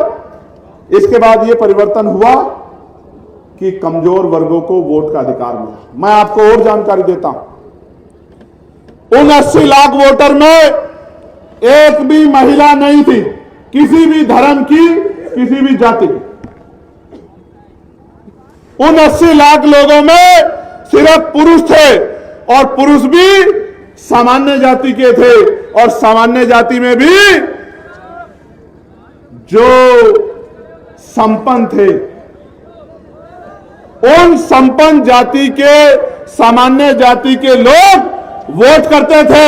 आप महसूस करके देखो, अमीर अगर वोट करेगा तो गरीब को करेगा या अमीर को करेगा? बताओ आप मुझे, किसे करेगा? गरीब को अमीर वोट कर सकता है? इसलिए बाबा साहब ने कहा कि अंतिम व्यक्ति को वोट का अधिकार मिलना चाहिए, और बाबा साहब अंबेडकर की सिफारिशों पे इस देश के करोड़ों दलितों, पिछड़ों, आदिवासियों, महिलाओं और जो अन्य धार्मिक अल्पसंख्यक हैं वो भी, उन सबको, जिनमें जैन हैं, सिख हैं, बौद्ध हैं, मुसलमान हैं, सबको वोटिंग राइट मिलने का काम हुआ। और ये 22 देश संविधान की देन है कि नेहरू जी की बिटिया इंदिरा गांधी जी देश की प्राइम मिनिस्टर बनी, सुचित्रा कृपलानी उत्तर प्रदेश की पहली मुख्यमंत्री बनी, आदरणीय बहन जी कमजोर वर्गों की तरफ से मुख्यमंत्री बनी। ये अगर किसी तरह संभव हुआ है तो ये बाबा साहब अंबेडकर के संविधान में जो वोट का अधिकार है उसकी वजह से संभव हुआ। और बताता हूं आपको, क्योंकि आज ज्ञान का जो सागर है उसको आपके बीच तक लेके आना। इन सब चीजों में ये जो वोटिंग राइट मिला, ये पहले 21 साल के लोगों के लिए था, फिर इसमें परिवर्तन हुआ, 18 साल के व्यक्ति को वोटिंग राइट मिला। तो आपको वोटिंग राइट कहां से मिला पता लगा आपको? किसने दिलाया आपको वोटिंग राइट? किसने दिलाया? अगर बाबा साहब ना दिलाते तो एक बात याद रखो, आज लोकतंत्र है, वोटिंग राइट है, तो आपके घरों की दीवारें पक्की नहीं है। अगर आपसे वोट का अधिकार छीन लिया जाए तो मैं लिख के देता हूं, आपकी बस्तियों में कोई नेता पैर रखने के लिए नहीं आएगा। आज मेरी बात को आप एफिडेविट लेके लिख लो।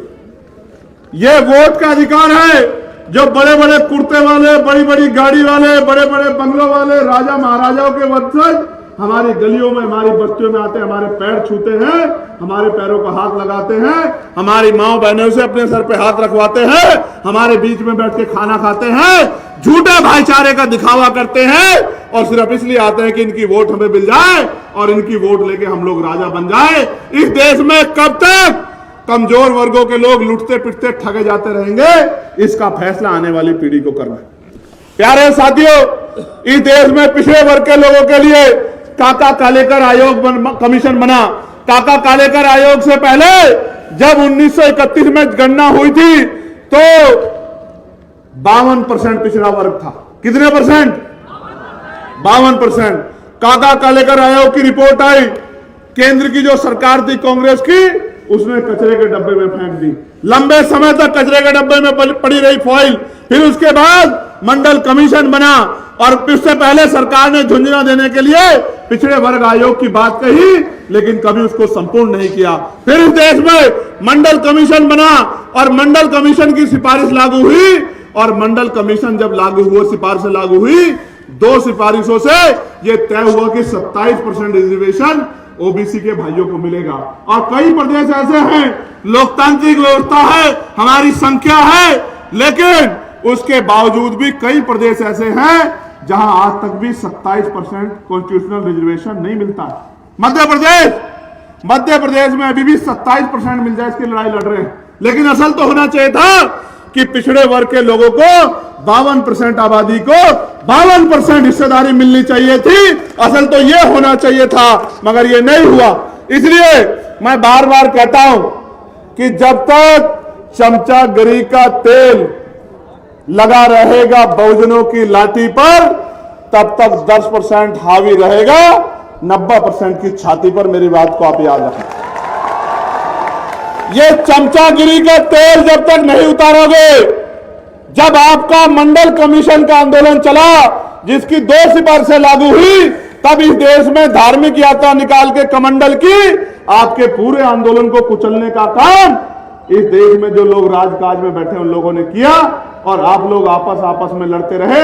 इस वजह से आज भी आपके घरों के ऊपर पलस्तर नहीं हुआ है, जबकि यहां दूसरी तरफ इसी प्रदेश में ऐसे भी लोग हैं जिनके पास 5-5 हजार बीघे जमीनें हैं, जिनके घर 20-20 बीघे में को है, और मेरे दलित पिछड़े कमजोर किसान मुसलमान वर्ग के पास इनके पास रहने के लिए 20 गज जमीन भी नहीं है। ये इस देश में प्रदेश में हो।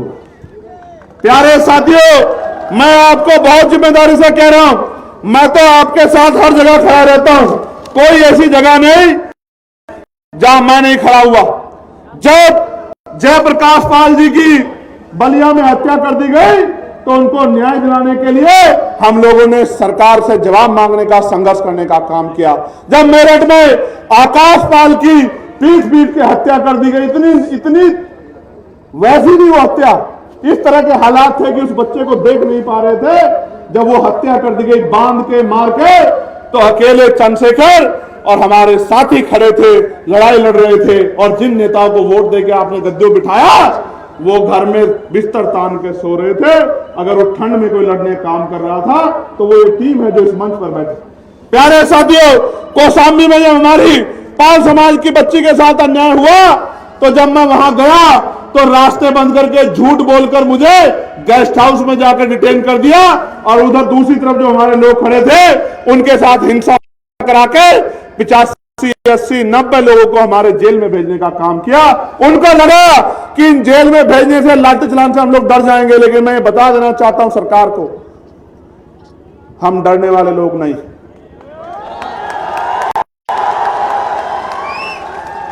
जीवन एक बार है, एक बार आदमी पैदा होता है, एक बार मरता है। ना 2 बार आदमी पैदा होता है, ना 2 बार मरता है। और मैं फिर कह रहा हूं, हमने तय कर लिया है कि मौत कल की आती आ जाए, हम अपने लोगों को अधिकारों के बिना रहने नहीं देंगे। मेरी बात को आप याद रखना। प्यारे साथियों, मुझसे एक मीडिया के साथी ने आके कहा कि चंद्रशेखर भाई, इतनी बड़ी रैली है, एक टीवी चैनल नहीं आया।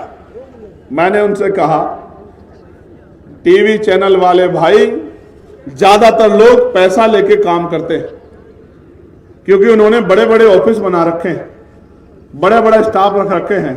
हम लोगों को हम लोगों के पास देने को पैसे नहीं है, इसलिए वो हमारी रैलियों कवर नहीं करने आते। तो मैं बहुजन मीडिया के एक साथी का बहुत बहुत धन्यवाद करूंगा जो वहां अपना काम छोड़ के आए हैं और हमारे आंदोलन को मजबूत करने का काम कर रहे हैं। और मैं ये जो हमारे सोशल मीडिया के बहादुर शेर बैठे हैं, इनको भी बहुत बहुत धन्यवाद करता हूं। कब तक छिपाओगे, कब तक दबाओगे, कब तक रास्ते में बाधा बनोगे? एक दिन आएगा कि इस बेड़ियों को काटकर भी हम अपने रास्ते पर निकल जाएंगे। मेरी बात को आप याद रखना। प्यारे साथियों, मुझे जब मैं आ रहा था, एक सज्जन मिले, लगे चंद्रशेखर भाई आपने तो बहुत सारे रैली अनाउंस कर दिए, तो आपने मुहूर्त दिखाया नहीं दिखाया? मैंने उनसे कहा, पहले मैंने उनकी तरफ देखा, फिर मैंने उनको कहा कि आपके सुझाव के लिए मैं धन्यवाद देता हूं, लेकिन ना तो मैं मुहूर्त देख के पैदा हुआ हूं कि मुहूर्त शुभ है या अशुभ है, ना ही मैं मुहूर्त शुभ अशुभ देख के मरूंगा, और ना ही मैं मुहूर्त देख के कोई काम निश्चित करता हूं। मैं तो मानता हूं हमारे लिए सबसे शुभ मुहूर्त वो है जिस दिन हम वोट डालने जाते हैं और हम अपने फैसले को निर्धारण करने के लिए जाते हैं कि हम किसको ताकत देने जा रहे हैं। मैं आपको भी कह रहा हूं, एक सवाल यहां आया था कि चंद्रशेखर भाई लोग तो बहुत आते हैं लेकिन वोट नहीं मिलता। मैं आपसे पूछना चाहता हूं, क्या हमारे काम में कोई कमी है? नहीं, दोनों हाथ उठा के बताओ। क्या अभी भी हमें कोई परीक्षा देनी बाकी है? अगर ताकत बनेगी तो क्या बदलाव होगा पता है आपको? मैं बताता हूं क्या बदलाव होगा। ताकत बनेगी तो 69,000 शिक्षक भर्ती में जो घोटाला हुआ है वो घोटाला किसी भी कीमत पे नहीं होगा। मेरी बात को आप याद रखें। ताकत बनेगी तो जो लेखपाल भर्ती में 700 से ज्यादा सीटों का घोटाला करने का काम सरकार ने किया है, वो घोटाला करने की हिम्मत सरकार नहीं जुटा पाएगी। ताकत बनेगी तो पढ़ा लिखा नौजवान बेरोजगार नहीं घूमेगा। ताकत बनेगी तो महिलाओं को घर पे रोजगार मिलेगा। ताकत बनेगी तो बहनों के लिए अच्छे कॉलेज, अच्छे डिग्री कॉलेज, अच्छे स्कूल बनेंगे। ताकत बनेगी तो अच्छे हॉस्पिटल बनेंगे। ताकत बनेगी तो अच्छे स्पोर्ट कॉलेज बनेंगे। ताकत बनेगी तो उद्योग धंधे लगेंगे। ताकत बनेगी तो लोन मिलेगा। ताकत बनेगी तो बैकलॉग भरा जाएगा। ताकत मिलेगी तो निजी क्षेत्रों में आरक्षण की व्यवस्था लागू कराने का काम करेंगे हम लोग। मेरी बात को आप याद रखें। फिर कह रहा हूं, कान खोल के सुन लो। निजी क्षेत्रों में 98%, प्राइवेट सेक्टर में आरक्षण व्यवस्था लागू कराने का हम लोग काम करेंगे। मेरी बात को याद कर रखना। और उसके बाद आप देखना क्या होगा। पाल, प्रजापति, कश्यप, मौर्य, सेन, कुशवाहा, बिंद, राजभर, केवट, मल्ला, विश्वकर्मा, यादव, जाटव, जाट, गुर्जर, तमाम लोधी, तमाम जो पिछड़े वर्ग की जातियां हैं, नुनिया, चौहान, राजभर, तमाम पिछड़े वर्ग के जो बच्चे हमारे, उन सबको नौकरी रोजगार करने का मौका मिलेगा। जब उनके जेब में पैसे आएंगे तभी वो अपनी माओ के आंसू पूछ पाएंगे। वरना इस देश में कब तक भूखे प्यासे रहकर आप लोग अन्याय अत्याचार सहते रहोगे। प्यारे भाइयों, आपने भाईचारा सम्मेलन रखा है। भाईचारा सम्मेलन तो सफल बना दिया है। भाईचारा बनाओगे नहीं बनाओगे? बताओ, जोर से बताओ, बनाओगे नहीं बनाओगे? भाईचारा बनेगा तो क्या होगा पता है? भाईचारा बनेगा तो राज आएगा, और राज आएगा तो समाज स्वाभिमान सम्मान का जीवन लेके आएगा। मेरी बात को आप याद रखना। मैं तो एक गरीब परिवार में जन्मा। मेरी मां दूसरों के खेत से घास लेके आती थी। मैं स्कूल से आता था, उस घास की गठरी को पकड़ के लेके आता था कि अपनी मां का बोझ थोड़ा सा कम कर सकूं। और मेरी मां इसलिए घास लेके आती थी कि दूध बेच के वो कुछ पैसे जुटा सके और हमारी जरूरतें पूरी कर सके। आज भी हमारी माएं बहनें बहुत बड़े पैमाने पे खेत ना होते भी खेतों में जाके घास लाके दूध बेच के अपने घर को चलाने का काम करती। मैं ऐसी मातृशक्ति को जय भीम करता हूं। मैं उस मातृशक्ति की हिम्मत को दाद देता हूं। लेकिन मैं अपनी माँ बहनों से कहना चाहता हूं, वो दिन दूर नहीं कि किसी के खेत में मेरी माँ बहनों को जाने की जरूरत नहीं पड़ेगी। राज कहा जाएगा तो इस सारी सरकारी जमीन का बंटवारा करके गरीबों में बांटने का काम करेंगे हम लोग। याद रखें। मैं फिर कह रहा हूं, भले ही आपके पास नहीं आता हूं, भले ही आपके घरों तक नहीं पहुंचता हूं, भले ही आपसे हाथ नहीं मिला पाता हूं, लेकिन वचन देके कहता हूं, अगर आंदोलन आगे बढ़ता रहा और आपने सहयोग आशीर्वाद वोट के रूप में दिया तो वो दिन दूर नहीं कि हर घर में चंद्रशेखर काम के रूप में आएगा, आजाद समाज पार्टी काम के रूप में आएगी। जब आपके बच्चे को रोजगार मिलेगा, जब आपके घरों में सुख सुविधाएं आएंगी, और जब आंसू आएंगे तो वो खुशी के होंगे इस बात के कि इस बार हमारी ताकत बन गई, हमारी ताकत सफल होगी। इस ताकत को रोकने के लिए बहुत सारे लोग लगे हुए हैं, इस ताकत को रोकने के लिए। और वो ताकत मेरी नहीं रोकना चाहते, वो किसकी ताकत रोकना चाहते हैं? वो आपकी ताकत रोकना चाहते हैं। वो आपको कमजोर करना चाहते हैं। वो ये जानते हैं कि अगर इनकी ताकत बढ़ेगी तो उनके यहां मजदूरी कौन करेगा? मेरी बात को आप याद रखना। उनके बर्तन कौन बनाएगा? उनकी चटाई कौन बनाएगा? उनके खेतों में काम कौन करेगा? तमाम तरह के जो उनके अपमान का जो काम करना पड़ता है वो कौन करेगा? उनके सफाई का काम कौन करेगा? सीवर में कौन उतरेगा? मैला कौन उठाएगा? इसलिए कह रहा हूं, नौजवानों को कह रहा हूं, खूब पढ़ो, ज्ञान में किससे पीछे मत रहो, एक रोटी कम खाओ, जो गाड़गे जी महाराज कहते थे, लेकिन पढ़ो और पढ़ाओ, ज्ञान हासिल करो, शिक्षा हासिल करके रोजगार की तरफ को बढ़ो, अंधविश्वास पाखंडवाद को जोड़ो, भाईचारा बनाओ और संवैधानिक रूप से संघर्ष करके ऊंचे ऊंची कुर्सियों पे पहुंचो और उन कुर्सियों पे पहुंच के अपने गरीब कमजोर लोगों का हाथ पकड़ने का काम करो, उनके आंसू पूछने का काम करो। मैं और आप एक हैं, मैं भी उसी परिवार से निकल के आया हूं जिन परिवारों से आप निकल के आए। मैं आपके प्यार को जानता हूं, मैं आपके संघर्ष को जानता हूं। मेरी एक आवाज पर चाहे दिल्ली हो या लखनऊ या मुजफ्फरनगर, आप दौड़े दौड़े चले जाते हो, लेकिन मेरे भाइयों दौड़े दौड़े जाने से काम नहीं चलेगा। जब तक आप अपनी बस्तियों में गांव गांव जाके बूथ कमेटी नहीं बनाओगे, सेक्टर कमेटी नहीं बनाओगे, भाईचारा कमेटी नहीं बनाओगे, जब तक अपने क्षेत्रों में एकजुट पे समाज को एकजुट नहीं करोगे, तब तक आप सफल होने वाले नहीं। तो मेरे पास आगे पीछे नहीं आने की जरूरत नहीं, अपने क्षेत्रों को मजबूत करने की जरूरत है। बूथ जीतेंगे तो विधानसभा जीतेंगे, विधानसभा जीतेंगे तो राजकाज बनेगा, और राजकाज बनेगा तो आपके अधूरे सपने पूरे होंगे, आपकी जेब में पैसा आएगा। और जिस दिन आपकी जेब में पैसा आएगा, फिर मैं कहता हूं जितनी मोटरसाइकिलें मैंने यहां से वहां तक देखी, मैंने कहा था सौरभ से गाड़ी में बैठ के कि ये जो मोटरसाइकिल पे आया है ना, ये मेरा वो भाई है जिसको आंधी तूफान भी मुझसे दूर नहीं कर सकता। मैं इसकी ताकत को जानता हूं,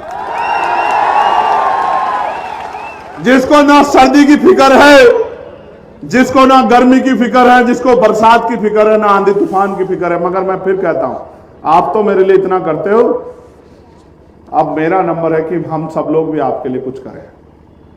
लेकिन तब काम तब आगे बढ़ेगा अगर अकेला इंजन जोर लगाता रहेगा तो स्पीड नहीं बनेगी। समझ रहे हो नहीं समझ रहे हो? देखो, चुनाव का समय आ रहा है, जिला पंचायत का, प्रधानी का, क्षेत्र पंचायत का। लाल, पीले, काले, गुलाबी, नारंगी बहुत आएंगे आपके बीच में, लेकिन जब आपकी आंख में आंसू आएगा तो ये नीले झंडे वाला आएगा। आएगा नहीं आएगा? आएगा नहीं आएगा? तो ये लाल, पीले, काले, गुलाबी, नारंगी तो अपने मकसद को आएंगे, झूठा भाईचारा दिखाएंगे, और जब उनका राजकाज बनेगा तो आपके बच्चों की नौकरी को छीन के अपने बच्चों के खाते में ले जाएंगे। और जब आपका राजकाज बनेगा तो हर गरीब को उसका हक मिलेगा। इस बात का मैं आपको विश्वास दिलाता हूं। मैं देशराज जी के परिवार से आग्रह करूंगा कि वो यहां आ जाएं। एक और नीला कबूतर कोई होना हो, चारों तरफ नीला बाज होगा। मेरी बात को आप याद रखना। प्यारे साथियों, लगे चंद्रशेखर भाई आपने तो बहुत सारे रैली अनाउंस कर दिए, तो आपने मुहूर्त दिखाया नहीं दिखाया? मैंने उनसे कहा, पहले मैंने उनकी तरफ देखा, फिर मैंने उनको कहा कि आपके सुझाव के लिए मैं धन्यवाद देता हूं, लेकिन ना तो मैं मुहूर्त देख के पैदा हुआ हूं कि मुहूर्त शुभ है या अशुभ है, ना ही मैं मुहूर्त शुभ अशुभ देख के मरूंगा, और ना ही मैं मुहूर्त देख के कोई काम निश्चित करता हूं। मैं तो मानता हूं हमारे लिए सबसे शुभ मुहूर्त वो है जिस दिन हम वोट डालने जाते हैं। इस देश में दो ही विचारधारा है, एक जो मानवतावादी विचारधारा, जिसके पहरेदार हम लोग खड़े हैं, जिसके पहरेदार आप लोग, जिसके पहरा देने के लिए आज इतनी बड़ी संख्या में आशीर्वाद देने के लिए मेरी माए बहनें आए हैं, और एक दूसरी विचारधारा जिसको हम गैर बराबरी पर आधारित मनुवादी विचारधारा कहते हैं, जो ऊंच नीच की बात करती है, जो छोटे बड़े की बात करती है, जो ऊंचे नीचे की बात करती है, जो अमीर गरीब की बात करती है। इन दोनों विचारधाराओं में बहुत कम अंतर है। एक विचारधारा 4 पे टिकी है। 4 है वो आम वाला है। पहला है अंधविश्वास। जितना अंधविश्वास फैलेगा उतना मनुवादी व्यवस्था मजबूत होगी। दूसरा वो है अन्याय, जितना अन्याय होगा उतना मनुवादी व्यवस्था मजबूत होगी। तीसरा असत्य, जितना असत्य फैलेगा, जितना झूठ फैलेगा उतना मनुवादी व्यवस्था मजबूत होगी। और चौथा है अज्ञान, जितना अज्ञानता फैलेगी, जितना भ्रम फैलेगा उतना ही मनुवादी व्यवस्था मजबूत होगी। और इसकी काट भी जो है वो 4 ही है। लोकतांत्रिक भारत में 4 इसकी काट है।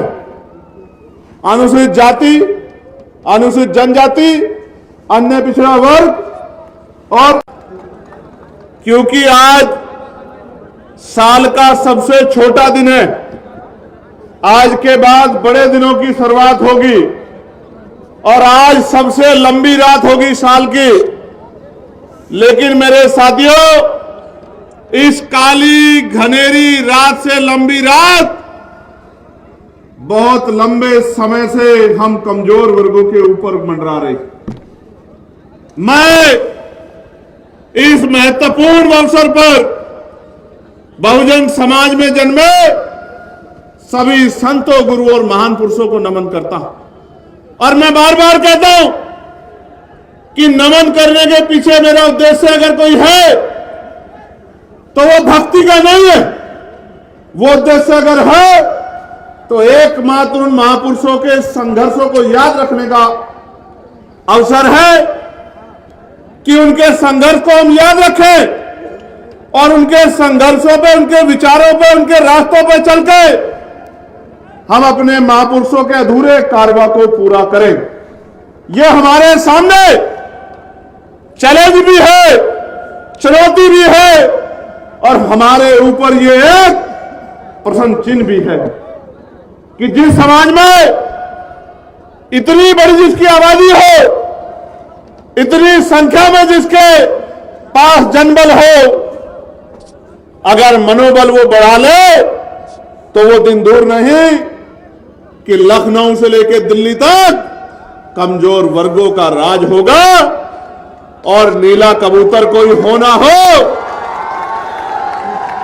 चारों तरफ नीला बाज होगा। मेरी बात को आप याद रखना। प्यारे साथियों, महामानव तथागत गौतम बुद्ध, जगत गुरु सतगुरु रविदास जी महाराज, गुरु कबीर जी, गुरु नानक जी, गुरु वाल्मीकि जी, संत गाडगे जी, नारायण गुरु,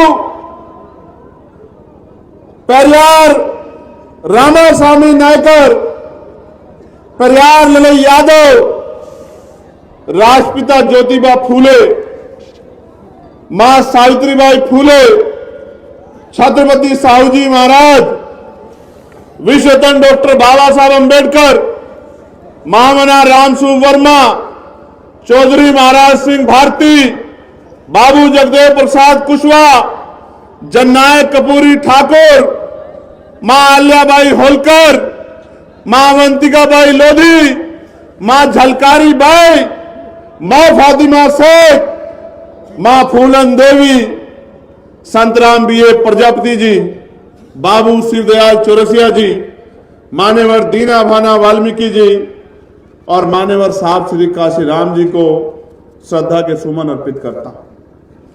प्यारे साथियों, मैं एक बात अपनी बात को शुरू करने से पहले कहना चाहता हूं और ये जो बात है ये संकल्प भी है। अगर मेरे खून का कतरा कतरा भी महापुरुषों के मिशन को पूरा करने के लिए या आपकी आंख का आंसू पूंछने के लिए लग जाएगा तो मैं आज वचन देके इस पावन अवसर पे कहता हूं कि कभी मैं उस खून के कतरे की परवाह नहीं करूंगा। मेरी बात को आप याद रखना। लेकिन ये लोकतांत्रिक देश है, संवैधानिक देश है। यहां लाठी डंडे बंदूकों से आप हिंसा तो कर सकते हैं लेकिन स्वाभिमान सम्मान का जीवन प्राप्त नहीं कर सकते। और हमें अपने महापुरुषों से सीखना पड़ेगा।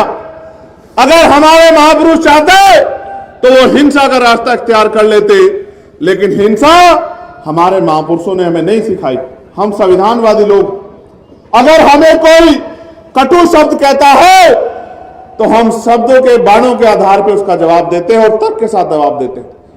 आज का जो कार्यक्रम है ये मेरे लिए महत्वपूर्ण है, क्योंकि ये जो कार्यक्रम है और इसमें जो कमजोर वर्ग का नौजवान आया है, उस नौजवान को मैं संदेश देने के लिए आया। मेरे मंच पे इस तरफ मेरी बहनें, मुझसे बड़ी छोटी, बड़े अभिभावक, पार्टी के सामान्य नेतागण, ये सब लोग जिम्मेदार हैं, समझदार। लेकिन असली चिंता आपको लेकर है, असली चिंता आपको लेकर है कि अगर आप नौजवानों ने ये ऐसो आराम, अंधविश्वास, पाखंडवाद का जीवन छोड़ के समाज का नेतृत्व करने के लिए अब निर्णय नहीं लिया, संकल्प नहीं लिया, तो वो दिन दूर नहीं कि हम इस देश में पुनः गुलाम हो जाएंगे, जिस तरह के आज हालात बने हुए देश के अंदर। इसलिए मैं यहां से शुरू करूंगा, क्योंकि कार्यक्रम के संयोजक हमारा पाल समाज का परिवार है, जिनकी इच्छा थी कि मैं यहां आऊं, और आपने जो भाईचारा बनाकर संदेश देने का काम किया है, इससे शाम तक लखनऊ की नींद तो खराब होगी, लेकिन रात में नींद दिल्ली के लोगों को भी नहीं आएगी। मेरी बात को आप याद रखें। प्यारे साथियों, कमजोर वर्ग में जो पिछड़ा वर्ग है, यह राजनीतिक भाईचारा नहीं है। मैं आज के नौजवानों को बता देना चाहता हूं कि इस देश में समता, समानता, बंधुत्व, भाईचारे का जो आंदोलन नायकों के रूप में चलाया है, आज की जाति व्यवस्था में मैं बस आपको बताना चाहता हूं, आप घर जाकर चिंतन मनन करना कि मैंने जो बात आपसे कही वो क्यों कही और आपको करना क्या है।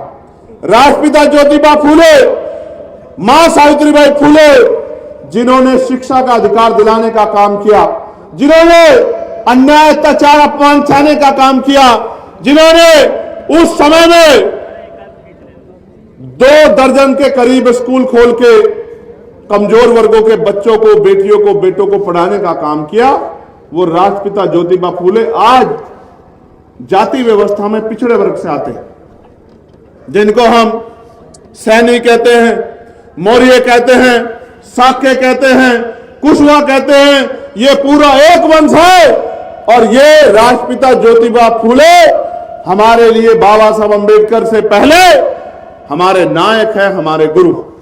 उनके बाद आरक्षण के जो जनक हैं, जिन्होंने 1902 में आरक्षण पिछड़े वर्गों के लिए लागू किया, वो छत्रपति साहू जी महाराज, जिनको हम लोग कुर्मी वंश के रूप में जानते हैं, वो भी पिछड़े वर्ग के, आज की जाति व्यवस्था में पिछड़े वर्ग में आते हैं। उनके बाद जिन्होंने अंधविश्वास, पाखंडवाद पर चोट की, ईवी पेरियार, रामा नायकर स्वामी, आज का जो हमारा पाल बघेल समाज है, वो इसी समाज के रूप में और हमारे नायक के रूप में चमक रहे हैं।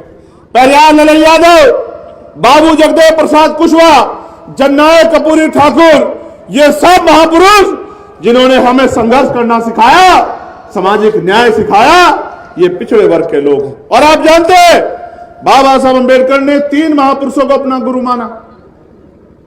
किनको? महामानव तथागत बुद्ध को, गुरु कबीर को, और जिनको देखा नहीं, क्योंकि बाबा साहब 1891 में अवतरण हुआ उनका, और 1990 में राष्ट्रपिता ज्योतिबा फूले यहां से परिनिर्वाण प्राप्त कर गए। जिनको देखा नहीं, उनके संघर्ष, उनके विचार और उनके तमाम तरह के जो कार्य उन्होंने किए, उसके आधार पर उन्होंने गुरु माना। तो जिनको बाबा साहब ने गुरु माना, वो हमारे गुरु हुए नहीं हुए? आप बताओ, दोनों हाथ उठा के बताओ, हुए नहीं हुए? बहुत अच्छी बात। मैं ये बात आपको इसलिए कह रहा हूं कि ये पिछड़ा वर्ग जो है, ये हमारा परिवार है, और अपने परिवार के साथ हमें मिलजुल के रहना है। किसी भी कीमत पे हमारा भाईचारा कमजोर नहीं पड़ना चाहिए।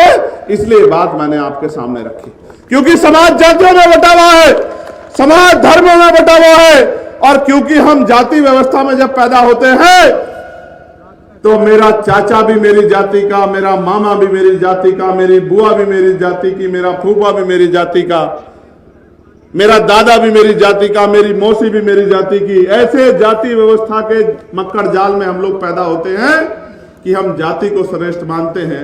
लेकिन इस देश का कड़वा सच ये है कि पहले वर्ण और फिर जातियां वो लोगों को कुचलने के लिए और ऊंच नीच की भावना को बढ़ाने के लिए इस देश में बनाई गई। एक ही प्रक्रिया से पैदा हुआ बच्चा जिसके माथे पे कुदरत ने कुछ नहीं लिख के भेजा, ना जाति, ना धर्म, ना वंश, उसको इतने भागों में बांट के व्यवस्था ने इस देश में कमजोर वर्गों के लोगों को हाशिए पर रखने का जो षड्यंत्र किया है, उससे हमें खबरदार होना पड़ेगा। इस देश में दो ही विचारधारा है, एक जो मानवतावादी विचारधारा जिसके पहरेदार हम लोग खड़े हैं, जिसके पहरेदार आप लोग, जिसके पहरा देने के लिए आज इतनी बड़ी संख्या में आशीर्वाद देने के लिए मेरी माए बहनें आए हैं, और एक दूसरी विचारधारा जिसको हम गैर बराबरी पर आधारित मनुवादी विचारधारा कहते हैं, जो ऊंच नीच की बात करती है, जो छोटे बड़े की बात करती है, जो ऊंचे नीचे की बात करती है, जो अमीर गरीब की बात करती है। इन दोनों विचारधाराओं में बहुत कम अंतर है। एक विचारधारा 4 पे टिकी है। 4 है वो आम वाला है। पहला है अंधविश्वास। जितना अंधविश्वास फैलेगा उतना मनुवादी व्यवस्था मजबूत होगी। दूसरा वो है अन्याय। जितना अन्याय होगा उतना मनुवादी व्यवस्था मजबूत होगी। तीसरा है असत्य। जितना असत्य फैलेगा, जितना झूठ फैलेगा, उतना मनुवादी व्यवस्था मजबूत होगी। और चौथा है अज्ञान। जितना अज्ञानता फैलेगी, जितना भ्रम फैलेगा, उतना ही मनुवादी व्यवस्था मजबूत होगी। और इसकी काट भी जो है वो 4 ही है। लोकतांत्रिक भारत में 4 ही इसकी काट है। अनुसूचित जाति, अनुसूचित जनजाति, अन्य पिछड़ा वर्ग और अल्पसंख्यक समाज, यानी कि SC, ST, OBC और माइनॉरिटी वर्ग के लोग अगर भाईचारा बना ले तो मैं लिख के देता हूं। आज मैं इस गांव में निकल के आया हूं और मैं चैलेंज करके कह रहा हूं, इस क्षेत्र में पहली बार आया हूं, लेकिन अनुभव के आधार पर कह सकता हूं कि इस क्षेत्र में जितने गांव पड़े हैं वो दलित पिछड़े वर्ग के गांव हैं, क्योंकि उन घरों की हालात बताती है कि 75 साल बाद भी वो गांव सुख सुविधा और संपन्न नहीं हो पाए हैं। ये मैंने अपनी आंखों से देखा। अगर कोई घर सामने सड़क पे घर बन गया है तो पलस्तर नहीं है, दरवाजे नहीं है, घर के आंगन में जो व्यवस्था है वो खुद बताती है कि इस परिवार का आदमी सुबह कमाने जाता है, तब शाम के टाइम बच्चों के पेट में रोटी और उनके लिए व्यवस्था होती है। ये किसकी देन है? क्या ये देश गरीब है? नहीं। मैं लोकसभा का सदस्य हूं, मैं लोकसभा में बैठ के हर एक चीज पे ध्यान देता हूं। देश गरीब नहीं है, लेकिन इस देश का धन, इस देश की संपत्ति, इस देश की जमीन चंद मुट्ठी भर लोगों के हाथ में। जब तक धन धरती राजपाट का बराबर बराबर बंटवारा नहीं होगा, तब तक इस देश में सामाजिक न्याय नहीं हो सकता है। मेरी बात को आप याद रखना। देश आजाद हुआ 15 अगस्त 1947 को, गौर करो। देश आजाद हुआ कब? जोर से बताओ, जोर से बताओ। आजादी की आवाज मजबूत आनी चाहिए। कब आजाद हुआ? अभी भी नहीं आई, बहुत कमजोर हो तुम लोग। Good good. देश आजाद हुआ 15 अगस्त 1947 को। संविधान तैयार हुआ 26 नवंबर 1949 को और संविधान लागू हुआ 26 जनवरी 1950 को। कब लागू हुआ? जोर से बताओ, कब लागू हुआ? असली आजादी कब आई? जब संविधान लागू हुआ और संविधान ने सुनिश्चित किया कि इस देश में कोई भी छोटा बड़ा नहीं, किसी को भी जाति के आधार पर, धर्म के आधार पर, स्थान के आधार पर भेदभाव का शिकार नहीं किया जा सकता। अवसर की समता होगी, लोकतांत्रिक व्यवस्था होगी, वोट का अधिकार होगा और इस वोट के अधिकार के जरिए आप अपने बीच के व्यक्ति को ताकत में ला सकते हो। अब मैं 2 चीजों पे आज मुझे आपसे बात करनी। अभी हमारे यहां SIR हो रहा है। SIR SIR पे डिबेट हुई, पता नहीं आप सब लोगों ने सुनी, लेकिन अगली 5 मिनट में मैं आपको एहसास कराना चाहता हूं कि इस देश में कुछ भी मांगने से नहीं मिला, हर एक चीज के लिए हमें संघर्ष करना पड़ा, छीनना पड़ा। प्यारे भाइयों बहनों और मेरे बहुजन समाज के पहरेदारों, मैं आपको याद दिलाता हूं 1919 की। 1919 में से पहले इस देश में 3% लोग वोट देते थे। कितने परसेंट लोग? जोर से बोल के बताया करो, कितने परसेंट लोग? बहुत अच्छी बात। फिर मांटेगो चेमफोर्ड सुधार समिति आई, सुधार हुआ और सुधार में तय हुआ कि वोट देने का अधिकार उनके पास होना चाहिए जो टैक्स देते हैं। क्या देते हैं? वोट देने का अधिकार उनके पास होना चाहिए जिनके पास बहुत सारी जमीन है, जो जमींदार। फिर और सुधार हुआ, बहुत सारे लोगों को और उनको भी ऐड करना चाहिए जिनके पास बिजनेस है, व्यापार है, बहुत सारी धन संपत्ति है।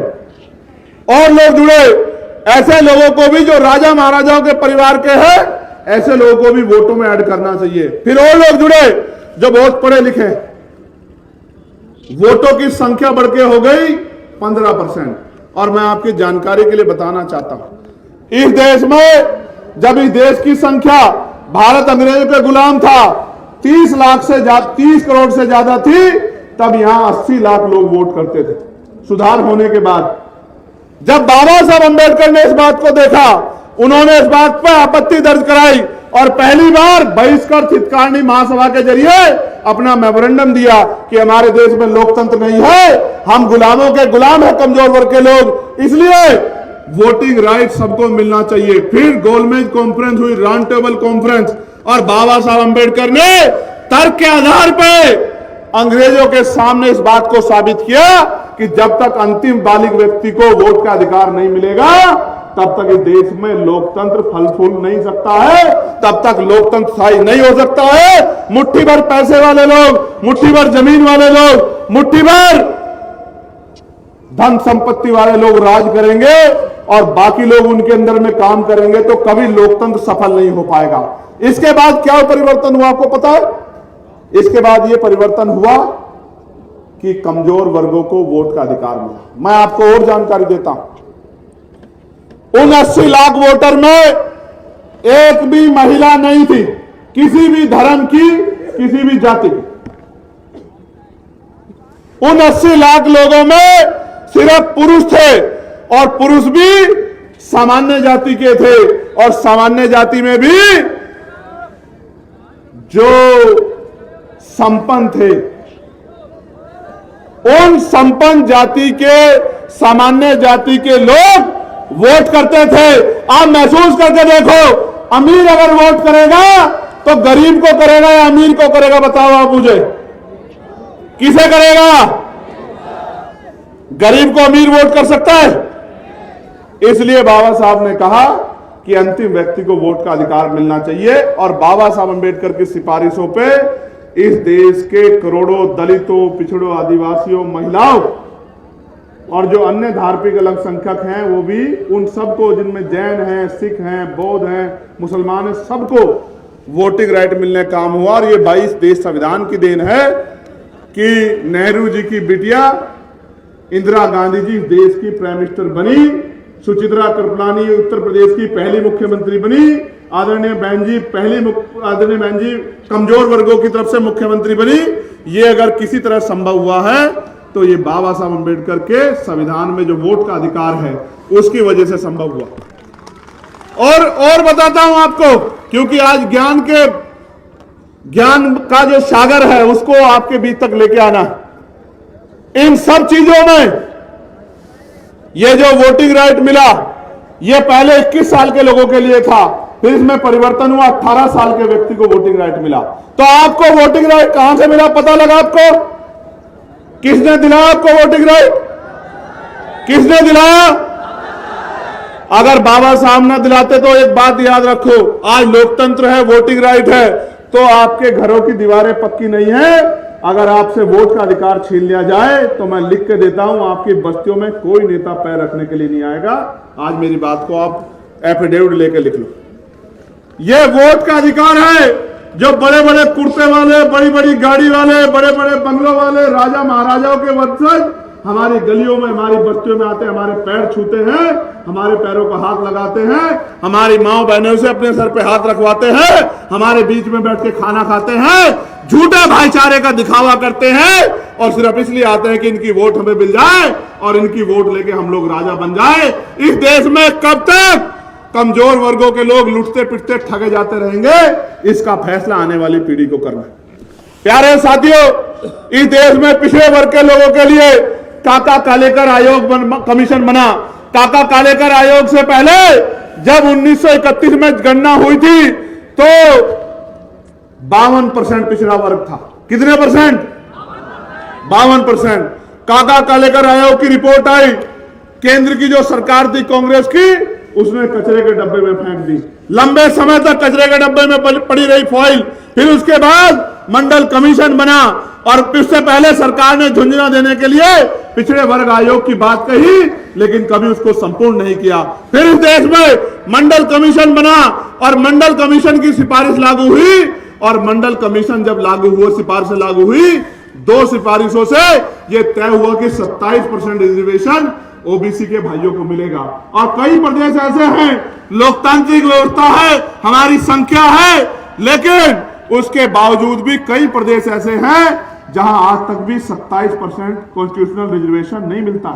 मध्य प्रदेश में अभी भी 27% मिल जाए, इसकी लड़ाई लड़ रहे हैं। लेकिन असल तो होना चाहिए था कि पिछड़े वर्ग के लोगों को 52% आबादी को 52% हिस्सेदारी मिलनी चाहिए थी। असल तो यह होना चाहिए था, मगर यह नहीं हुआ। इसलिए मैं बार बार कहता हूं कि जब तक चमचागिरी का तेल लगा रहेगा बहुजनों की लाठी पर, तब तक 10% हावी रहेगा 90% की छाती पर। मेरी बात को आप याद रखें।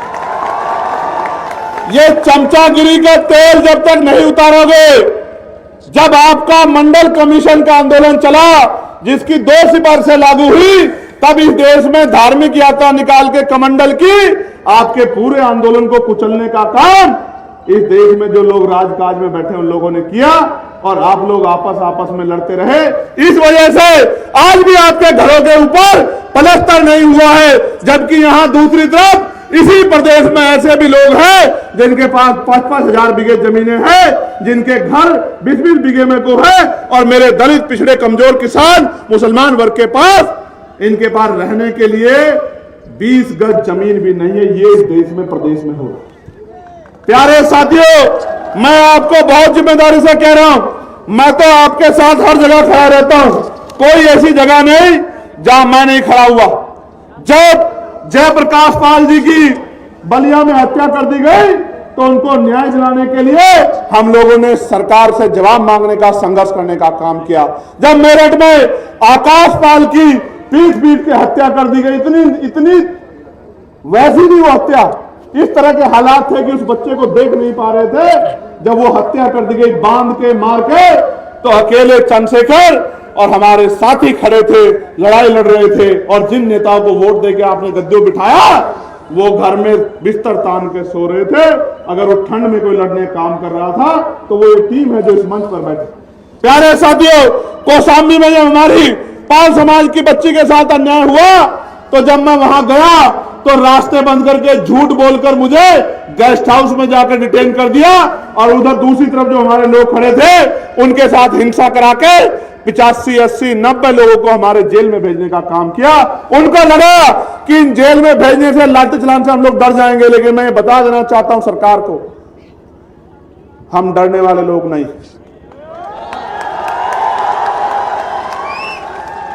जीवन एक बार है, एक बार आदमी पैदा होता है, एक बार मरता है, ना 2 बार आदमी पैदा होता है, ना 2 बार मरता है। और मैं फिर कह रहा हूं, हमने तय कर लिया है कि मौत कल की आती आज आ जाए, हम अपने लोगों को अधिकारों के बिना रहने नहीं देंगे। मेरी बात को आप याद रखना। प्यारे साथियों, मुझसे एक मीडिया के साथी ने आके कहा कि चंद्रशेखर भाई, इतनी बड़ी रैली है, एक टीवी चैनल नहीं आया। मैंने उनसे कहा, टीवी चैनल वाले भाई, ज्यादातर लोग पैसा लेके काम करते हैं, क्योंकि उन्होंने बड़े बड़े ऑफिस बना रखे हैं, बड़े बड़े स्टाफ रख रखे हैं। हम लोगों के पास देने को पैसे नहीं है, इसलिए वो हमारी रैलियों कवर नहीं करने आते। तो मैं बहुजन मीडिया के एक एक साथी का बहुत बहुत धन्यवाद करूंगा जो वहां अपना काम छोड़ के आए हैं और हमारे आंदोलन को मजबूत करने का काम कर रहे हैं। और मैं ये जो हमारे सोशल मीडिया के बहादुर शेर बैठे हैं, इनको भी बहुत बहुत धन्यवाद करता हूं। कब तक छिपाओगे, कब तक दबाओगे, कब तक रास्ते में बाधा बनोगे? एक दिन आएगा कि इस बेड़ियों को काटकर भी हम अपने रास्ते पर निकल जाएंगे। मेरी बात को आप याद रखना। प्यारे साथियों, मुझे जब मैं आ रहा था एक सज्जन मिले, लगे चंद्रशेखर भाई आपने तो बहुत सारे रैली अनाउंस कर दिए, तो आपने मुहूर्त दिखाया नहीं दिखाया। मैंने उनसे कहा, पहले मैंने उनकी तरफ देखा, फिर मैंने उनको कहा कि आपके सुझाव के लिए मैं धन्यवाद देता हूं, लेकिन ना तो मैं मुहूर्त देख के पैदा हुआ हूं कि मुहूर्त शुभ है या अशुभ है, ना ही मैं मुहूर्त शुभ अशुभ देख के मरूंगा, और ना ही मैं मुहूर्त देख के कोई काम निश्चित करता हूं। मैं तो मानता हूं हमारे लिए सबसे शुभ मुहूर्त वो है जिस दिन हम वोट डालने जाते हैं और हम अपने फैसले को निर्धारण करने के लिए जाते हैं कि हम किसको ताकत देने जा रहे हैं। मैं आपको भी कह रहा हूं, एक सवाल यहां आया था कि चंद्रशेखर भाई लोग तो बहुत आते हैं लेकिन वोट नहीं मिलता। मैं आपसे पूछना चाहता हूं, क्या हमारे काम में कोई कमी है? नहीं, दोनों हाथ उठा के बताओ। क्या अभी भी हमें कोई परीक्षा देनी बाकी है? अगर ताकत बनेगी तो क्या बदलाव होगा पता है आपको? मैं बताता हूं क्या बदलाव होगा। ताकत बनेगी तो 69,000 शिक्षक भर्ती में जो घोटाला हुआ है वो घोटाला किसी भी कीमत पे नहीं होगा। मेरी बात को आप याद रखें। ताकत बनेगी तो जो लेखपाल भर्ती में 700 से ज्यादा सीटों का घोटाला करने का काम सरकार ने किया है, वो घोटाला करने की हिम्मत सरकार नहीं जुटा पाएगी। ताकत बनेगी तो पढ़ा लिखा नौजवान बेरोजगार नहीं घूमेगा। ताकत बनेगी तो महिलाओं को घर पे रोजगार मिलेगा। ताकत बनेगी तो बहनों के लिए अच्छे कॉलेज, अच्छे डिग्री कॉलेज, अच्छे स्कूल बनेंगे। ताकत बनेगी तो अच्छे हॉस्पिटल बनेंगे। ताकत बनेगी तो अच्छे स्पोर्ट कॉलेज बनेंगे। ताकत बनेगी तो उद्योग धंधे लगेंगे। ताकत बनेगी तो लोन मिलेगा। ताकत बनेगी तो बैकलॉग भरा जाएगा। ताकत मिलेगी तो निजी क्षेत्रों में आरक्षण की व्यवस्था लागू कराने का काम करेंगे हम लोग। मेरी बात को आप याद रखना। फिर कह रहा हूं, कान खोल के सुन लो, निजी क्षेत्रों में 98%, प्राइवेट सेक्टर में आरक्षण व्यवस्था लागू कराने का हम लोग काम करेंगे। मेरी बात को याद कर रखना। और उसके बाद आप देखना क्या होगा। पाल, प्रजापति, कश्यप, मौर्य, सेन, कुशवाहा, बिंद, राजभर, केवट, मल्ला, विश्वकर्मा, यादव, जाटव, जाट, गुर्जर, तमाम लोधी, तमाम जो पिछड़े वर्ग की जातियां हैं, नुनिया, चौहान, राजभर, तमाम पिछड़े वर्ग के जो बच्चे हमारे, उन सबको नौकरी रोजगार करने का मौका मिलेगा। जब उनके जेब में पैसे आएंगे तभी वो अपनी माओ के आंसू पूछ पाएंगे। वरना इस देश में कब तक भूखे प्यासे रहकर आप लोग अन्याय अत्याचार सहते रहोगे? प्यारे भाइयों, आपने भाईचारा सम्मेलन रखा है। भाईचारा सम्मेलन तो सफल बना दिया है। भाईचारा बनाओगे नहीं बनाओगे? बताओ, जोर से बताओ, बनाओगे नहीं बनाओगे? भाईचारा बनेगा तो क्या होगा पता है? भाईचारा बनेगा तो राज आएगा, और राज आएगा तो स्वाभिमान सम्मान का जीवन लेके आएगा। मेरी बात को आप याद रखना। मैं तो एक गरीब परिवार में जन्मा। मेरी मां दूसरों के खेत से घास लेके आती थी। मैं स्कूल से आता था, उस घास की गठरी को पकड़ के लेके आता था कि अपनी मां का बोझ थोड़ा सा कम कर सकूं।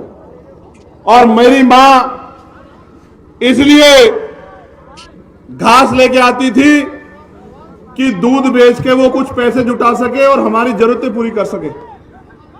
आज भी हमारी माएं बहनें बहुत बड़े पैमाने पे खेत ना होते भी खेतों में जाके घास लाके दूध बेच के अपने घर को चलाने का काम करती। मैं ऐसी मातृशक्ति को जय भीम करता हूं।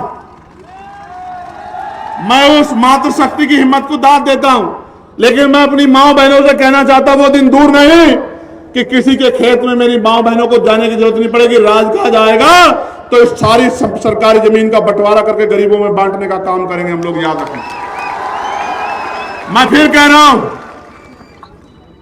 भले ही आपके पास नहीं आता हूं, भले ही आपके घरों तक नहीं पहुंचता हूं, भले ही आपसे हाथ नहीं मिला पाता हूं, लेकिन वचन देके कहता हूं, अगर आंदोलन आगे बढ़ता रहा और आपने सहयोग आशीर्वाद वोट के रूप में दिया तो वो दिन दूर नहीं कि हर घर में चंद्रशेखर काम के रूप में आएगा, आजाद समाज पार्टी काम के रूप में आएगी।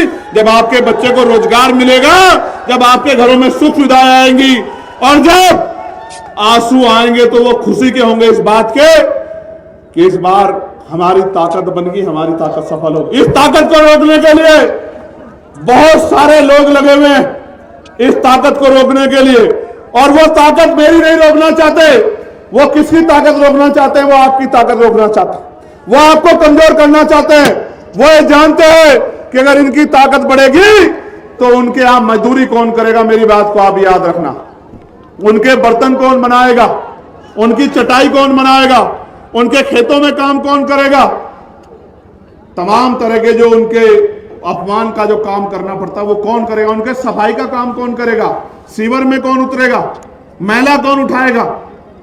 इसलिए कह रहा हूं, नौजवानों को कह रहा हूं, खूब पढ़ो, ज्ञान में किससे पीछे मत रहो, एक रोटी कम खाओ जो गाडगे जी महाराज कहते थे, लेकिन पढ़ो और पढ़ाओ, ज्ञान हासिल करो, शिक्षा हासिल करके रोजगार की तरफ को बढ़ो, अंधविश्वास पाखंडवाद को जोड़ो, भाईचारा बनाओ और संवैधानिक रूप से संघर्ष करके ऊंचे ऊंची कुर्सियों पे पहुंचो और उन कुर्सियों पे पहुंच के अपने गरीब कमजोर लोगों का हाथ पकड़ने का काम करो, उनके आंसू पूछने का काम करो। मैं और आप एक हैं, मैं भी इसी परिवार से निकल के आया हूं जिन परिवारों से आप निकल के आए। मैं आपके प्यार को जानता हूं, मैं आपके संघर्ष को जानता हूं। मेरी एक आवाज पर चाहे दिल्ली हो या लखनऊ या मुजफ्फरनगर, आप दौड़े दौड़े चले जाते हो, लेकिन मेरे भाइयों दौड़े दौड़े जाने से काम नहीं चलेगा। जब तक आप अपनी बस्तियों में गांव गांव जाके बूथ कमेटी नहीं बनाओगे, सेक्टर कमेटी नहीं बनाओगे, भाईचारा कमेटी नहीं बनाओगे, जब तक अपने क्षेत्रों में एकजुट पे समाज को एकजुट नहीं करोगे, तब तक आप सफल होने वाले नहीं। तो मेरे पास आगे पीछे नहीं आने की जरूरत नहीं, अपने क्षेत्रों को मजबूत करने की जरूरत है। बूथ जीतेंगे तो विधानसभा जीतेंगे, विधानसभा जीतेंगे तो राजकाज बनेगा, और राजकाज बनेगा तो आपके अधूरे सपने पूरे होंगे, आपकी जेब में पैसा आएगा। और जिस दिन आपकी जेब में पैसा आएगा, फिर मैं कहता हूं, जितनी मोटरसाइकिलें मैंने यहां से वहां तक देखी, मैंने कहा था सौरभ से गाड़ी में बैठ के कि ये जो मोटरसाइकिल पे आया है ना, ये मेरा वो भाई है जिसको आंधी तूफान भी मुझसे दूर नहीं कर सकता। मैं इसकी ताकत को जानता हूं, जिसको ना सर्दी की फिक्र है, जिसको ना गर्मी की फिक्र है, जिसको बरसात की फिक्र है, ना आंधी तूफान की फिक्र है। मगर मैं फिर कहता हूं, आप तो मेरे लिए इतना करते हो, अब मेरा नंबर है कि हम सब लोग भी आपके लिए कुछ करें। लेकिन तब काम तब आगे बढ़ेगा अगर अकेला इंजन जोर लगाता रहेगा तो स्पीड नहीं बनेगी। समझ रहे हो नहीं समझ रहे हो? देखो, चुनाव का समय आ रहा है, जिला पंचायत का, प्रधानी का, क्षेत्र पंचायत का। लाल, पीले, काले, गुलाबी, नारंगी बहुत आएंगे आपके बीच में, लेकिन जब आपकी आंख में आंसू आएगा तो ये नीले झंडे वाला आएगा। आएगा नहीं आएगा? आएगा नहीं आएगा? तो ये लाल, पीले, काले, गुलाबी, नारंगी तो अपने मकसद को आएंगे, झूठा भाईचारा दिखाएंगे, और जब उनका राजकाज बनेगा तो आपके बच्चों की नौकरी को छीन के अपने बच्चों के खाते में ले जाएंगे। और जब आपका राजकाज बनेगा तो हर गरीब को उसका हक मिलेगा। इस बात का मैं आपको विश्वास दिलाता हूं। मैं देशराज जी के परिवार से आग्रह करूंगा कि वो यहां आ जाएं।